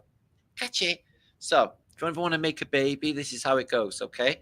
So I'm not sure that egg's going to be very tasty, though. I don't even know how to interpret this picture outside of somebody's high when they took this photograph on LSD or something. I don't even know. So this was invented in Germany in the past, and what it did was it interpreted dreams and turned them into video screenage. This guy, yeah, although he's awake now, he's going to fall asleep, and then he's going to dream, and then the dream will be shown on a video screen. They actually took photographs of the shit that the dreamers were seeing, and this was the first ever dream capturing photograph of a 100-foot high swing, which is trippy. So yeah, so they were photographing dreams. I can't remember the doctor's exact name, begins with F. And experiments in levitation. Apparently this woman nailed it. She laughed like in Peter Pan, and she became so light that she floated. So I've done that. Floated around my room like that. So do you recognize what you're looking at here? Are you any good at maps, guys? Any good at maps? 871 of you. This is a different orientation to the Mediterranean, and everything becomes really different. So it's looking east to west direction. What you see here is Turkey, Greece, Italy, and you know, so it's only our interpretation of how we see a Mercator map that we recognize anything. But if you look at the map, there's nothing wrong with looking at it like that way. Everything becomes different. It's just a completely different show. I just like, wow. Through me when I see that. It's like, wow. So some of our older people in the audience will remember these cigarette cards. Now, my mother used to save thousands of these. In fact, she would like get incentivized to smoke loads and loads more. She'd be like, oh, I'm going to go and buy 40 fags and smoke my brains out because then I can go and get that China set in the shopping. Because basically you send these off, these embassy vouchers, and you get like a catalogue and you get like shit they sent to you. It was brilliant to give you totally incentive to smoke your brains out, which we all did. So gone are the good old days of getting stuff for smoking your brains out. Fuck all nowadays. So another interesting photograph this is of the Crystal Palace. And although it was open for quite some years and got burnt down in the 1930s, I never really see it orientated this way. But what I find fascinating is the level of ivy that has grown over, and just the appearance of time here. And look how beautiful the arch is as well. So yeah, this all burnt down, disappeared, so they say anyway. So to you dear friends, we holdeth the instructed glass that they may See your shadows as they pass. Let's have a look at this. Dogheads climbing the ladders. An army of dogheads, guys. Look. An army of dogheads raiding this castle, this Starfort thing. What the hell? A queen doghead. Dogheads? Oh, he's not. Oh, they're not all dogheads. That one might be a little bit different. What the hell? Again, so how do you explain this? Why have they got loads of dogheads all over antiquity? And why are these people watching it? Midnight animal comedians. Is this just a show? In the Masonic pillars as well. It's bonkers, isn't it? Bonkers. So, who remembers this film? It is fantastic. Oh my shit, I can't believe it. How good this film is. Big Trouble in Little China. I want to see it again. Yeah. This guy's hat spins around. And there's all sorts of like laser weapons. Look at the monsters they got in it. Bumface. Did you remember Bumface? And the nasty Chinese villains that weren't that nasty. And Snake Plissken to be. Okay. Yeah, hats off to Big Trouble in Little China. Really groovy films of the past, I swear. Look at that. That breaks your heart, doesn't it? This is like Jerry Lewis. I loved Jerry Lewis in a big way because I thought I was a lot like him. He reminded me of me, Jerry Lewis. So I love Jerry Lewis and Dean Martin movies. This was his last movie before he died, From Darkness to Light. He died just following the making of this film. He looks a bit sad there, doesn't he? He's getting on a bit. Yeah, I love Jerry Lewis. Whatever. So look at the hair on some of these Byzantines. Imagine how long it took to do that. So beauty was a big thing in the past. Nowadays, fuck me, the women got lips like Dunlop tires. How are they doing that? Is it an injection? How do they do that exactly? So there's another reason why I couldn't go to school. I'll sit down, be quiet, obey. Right. Well, I can't sit down because I get ants in my pants and I go fucking nutty. I can't be quiet because I got stuff to say. And I can't obey because I got stuff to say. So all of them I can't do, which is why I couldn't go to school at all. You've got to be a real certain sort of person to be like doing school for 40. You know, some people like got doctorates and that. They go to school till they're 30 fucking years old. They probably can't even just tie their shoelaces and wipe their own asses when they leave school. It's fucking ridiculous. I found Donald Trump in a steak just like Jesus in toast. Anyone disagree? That's Donald? I know. He's like the savior, isn't he? I love Donald. Wanker wipes. Yeah, these are out for sale. You can buy these. These are really handy, actually, especially if you're traveling. If wanking was a crime, you would be in jail for life. Fucking hell. 6 lives. 6 life sentences. If it isn't any good If it isn't any good, you only have yourself to blame.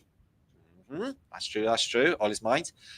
Travel size for the person on the move. So, yeah, really fucking handy. Cleanliness is next to godliness. So this was in the newspapers back in the day. Can you imagine this in the modern day? Fuck me, they'd be up in arms, wouldn't they? You'd have gangs of them on the streets all screaming at you in your face. We're victims. Leave me alone. I want to be a victim. I'm a victim. Being bullied, just act less gay, advise teachers. So I think that's fucking brilliant advice. Excuse me. Have you seen this one? Yeah. Tupaca. I think that's brilliant. They should make literally, I might rewrite Star Wars as well as the Bible and put Tupaca in it. Welcome to the UK, twinned with the whole fucking third world. It is now. I'm glad I went to see third world countries. Now it feels quite comfortable to know that I'm in one. It's really weird. Hasta la vista, baby. Yeah, Yuzani when he went to Hasta la vista. Right. As I mentioned earlier, there must be religion. Otherwise, the poor would murder the rich, Napoleon Bonaparte. That's why they have it. Keep them occupied so they don't start on us. Oh, have you seen the news? Breaking news. Merseyside police found 12 million of drugs, 24 AK-47 weapons, 300 hand grenades at a house just behind the library in Kirkby. Residents are said to be shocked, as they said they didn't even know they had a library.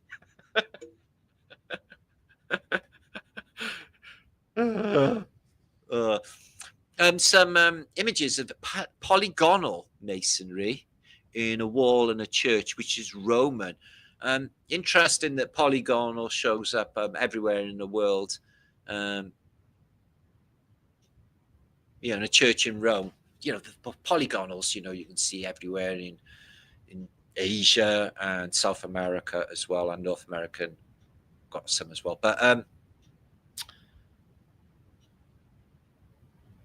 the builders of this, I think, were Caucasian, Byzantine, type of people. These, this two eras here. Look at this. This is why we're in a fucking overlapping reality. Is when you see things like this. It's like, what? It's like, how come there's such a quick edit? Didn't it even just, didn't it even blend into another time? Just no, there's one time, bam, here's another time, bam. Did you get my drift? It's really weird. Frigging in the rigging, frigging in the rigging, frigging in the rigging, because there's fuck all else to do. You ever heard that record by the Sex Pistols? It's bad. It's bad. So here's a doctor's prescription back in the day, 1967, for a cough. And the doctor prescribes a tablespoonful of whiskey, a tablespoonful of lemon juice, and a tablespoonful of honey, okay, when needed. And that will sort your cough out. Here is the Queen of Sheba. And as you can see, the Queen of Sheba is black, but she's definitely got the Queen's stuff, like the scepter and the holy hand grenade going on. So there's quite a story behind her. How she ended up with Solomon and Sheba. But the official narrative doesn't tell you that much. So here's George Orwell. Shit his pants when he read the book 2024. He was like, my God, I thought 1984 was bad, but this is bloody terrible. So here's from antiquity. You can see that the swastika band was used right the way back in antiquity. Ew. So, yeah, this is West Ham, East Ham, Fulham, and Nottingham. Right, let's have a look at some Antiquitech. These are Antiquitech schematics, blueprints, but the gadget or the device is quite mind-blowing. See the geometry, advanced mathematics that I couldn't possibly understand or put into them. Absolutely fantastical stuff. These living devices drive that chi energy and amplify it. Fantastic. So this one is, he must have looked weird when he was alive. Yeah. But I don't judge me. I'd have talked to him and it's like, I wouldn't have looked at his massive head on nothing. I would just be pleasant. So you're not looking at my massive head, are you? It's like, no. Fuck no, dude. I didn't even notice till you mentioned it. Really? It's like, nah. You look normal. Here's a window, an Arab, but he's a Welshman. This is in a church from the 1400 in Aberystwyth in Wales, and it's the oldest stained glass window in the country of Wales. I don't think they're probably one of the oldest in the world, therefore. And what would it tell us? But it's really interesting. They got this, looks like it looks like the DNA strand, but I think you've got Adam crying his ass off over there. Doing I'm a victim. You didn't see the warning signs, mate. So some more nighty fights in the woods. This time he's taking on another Chewbacca. Apparently there's a guy who lives in the woods. He's really hairy. He's a Chewbacca, a Yeti. He lives in the woods. He's already killed the one knight. The other white knight's going in for a try. Apparently they existed in this German woodcut of the 1400s. So there's that. Room 101. So the same thing. They extract data. So they ask impossible questions you couldn't know the answer to. Like, what is 2 and 2? It is 5. And they make you say 5. That's why he's got 5 fingers up. and they just break him psychologically. But you know, the threat of something really bad happening to him, and he would just do anything that they say. The Room 101, the LOL, is basically what the Inquisition and the Masons and other people are doing as well. The coercion and you will do what we fucking tell you type of thing going on. So there's that. So look at the schematics for this antiquity. How beautiful. This isn't from you know, a trippy fantasy from the internet. This is real life. You know, they designed these and they built them on cathedrals. Absolutely fantastical. Looks like circuitry there, doesn't it? But basically that's what it is. Just that old world technology. Lost to us now. Maybe we'll get it back when we get smart again. Look at this. Yeah, this is from antiquity, and it's obviously a wasp, isn't it? But with Delft pottery and gold, and this is miniature as well. How beautiful is that? So David Sampson, I am the light. JT's in the house. Dallas Fowler, the new guy. What? Michelangelo and Gigi.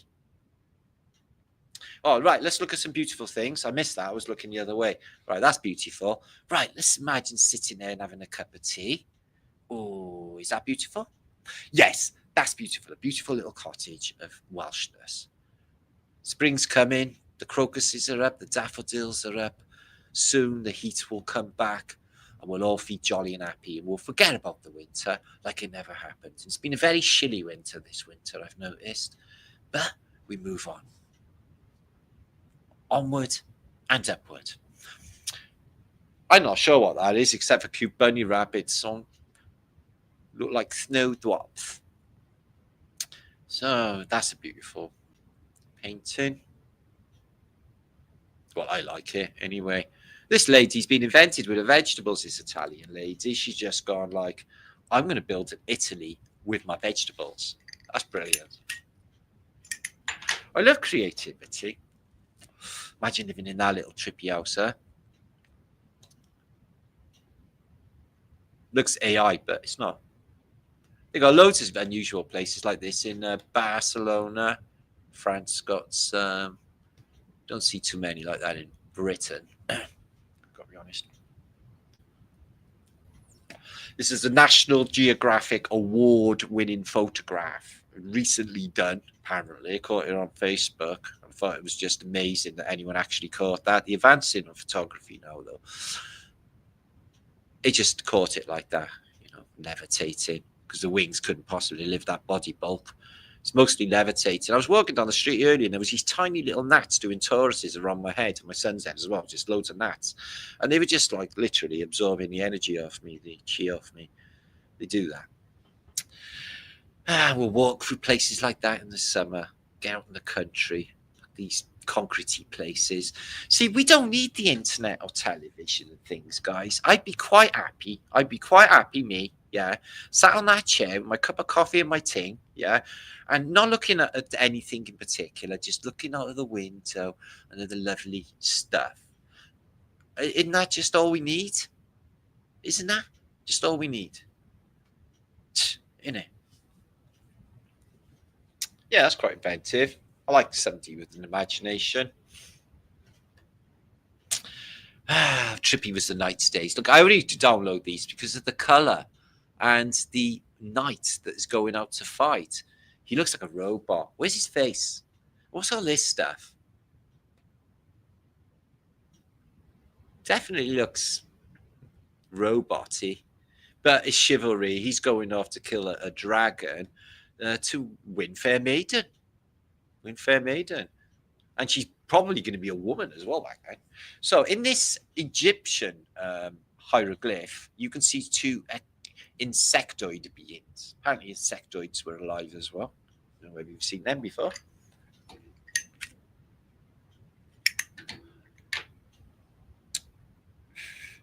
Yes, thank you, Hippie. That is happening still. Is the tickets available for Illuminating and Elevate convention? And as far as I know, Campbell and Kelly are going to that one as well in September. That's going to be fantastic. I don't know too much details, but they're having a lot of big names in that one.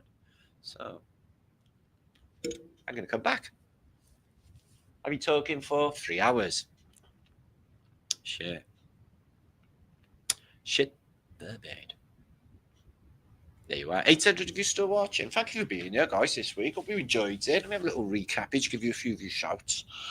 And then I'll be diving off into the night. So, did you enjoy Flat Day show? It's good fun. There's Adam Cook there. What's he saying? It's an AI with a gold Mandalorian. Oh, Star Wars. Oh, yeah, I got that series, but I haven't actually watched it.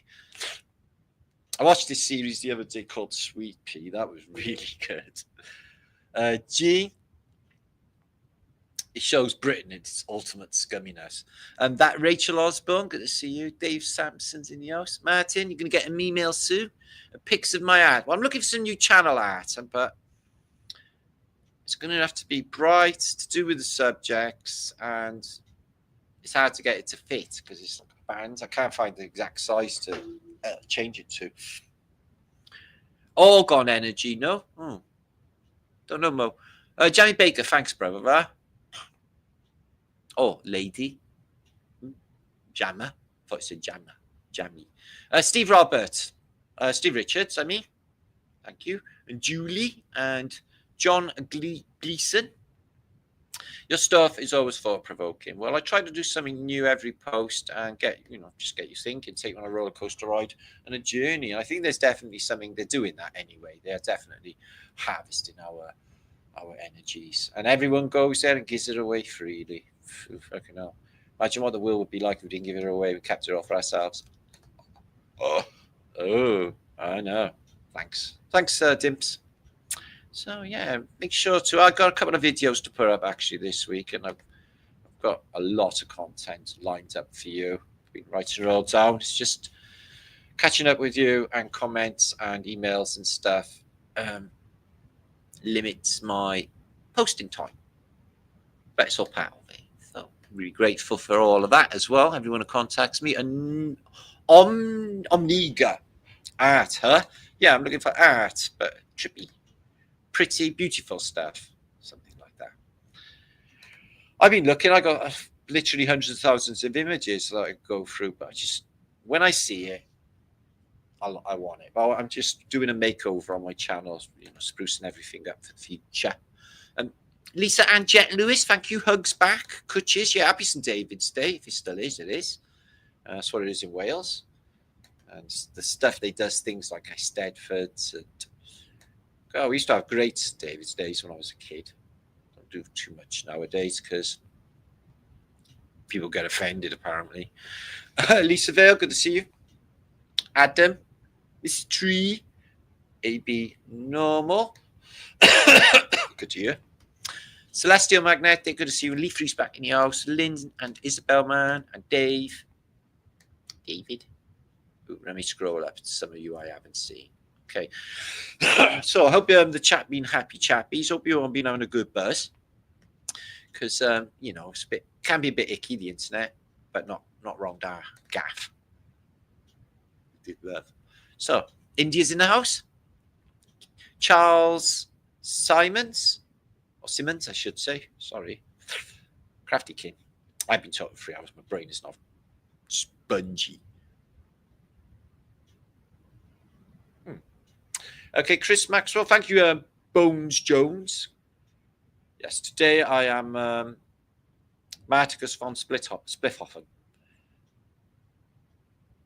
As the La Vista. I know. I laugh for ages when I see that, and I thought it was fucking comical. So thank you, Hippie Shake. She's put links. So anyone wants to donate to Flat Earth British, keep it going into the future, which is really exciting. I'm actually excited about things. I am. Got some cool stuff lined up coming up soon that I'll be able to tell you all about. The gang is going to love it.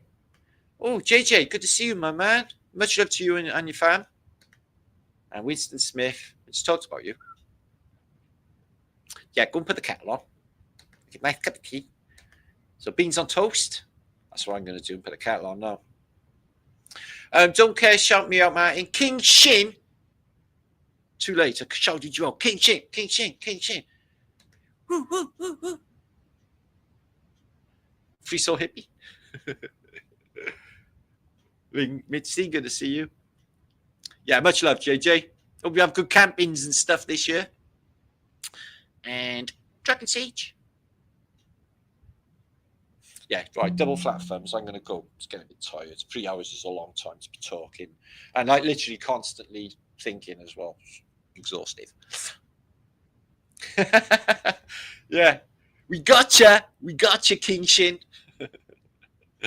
Thanks, Kay. Love you all too, as you know. Feeling all lovely and cushy and tickly and yummy inside. You know what that is?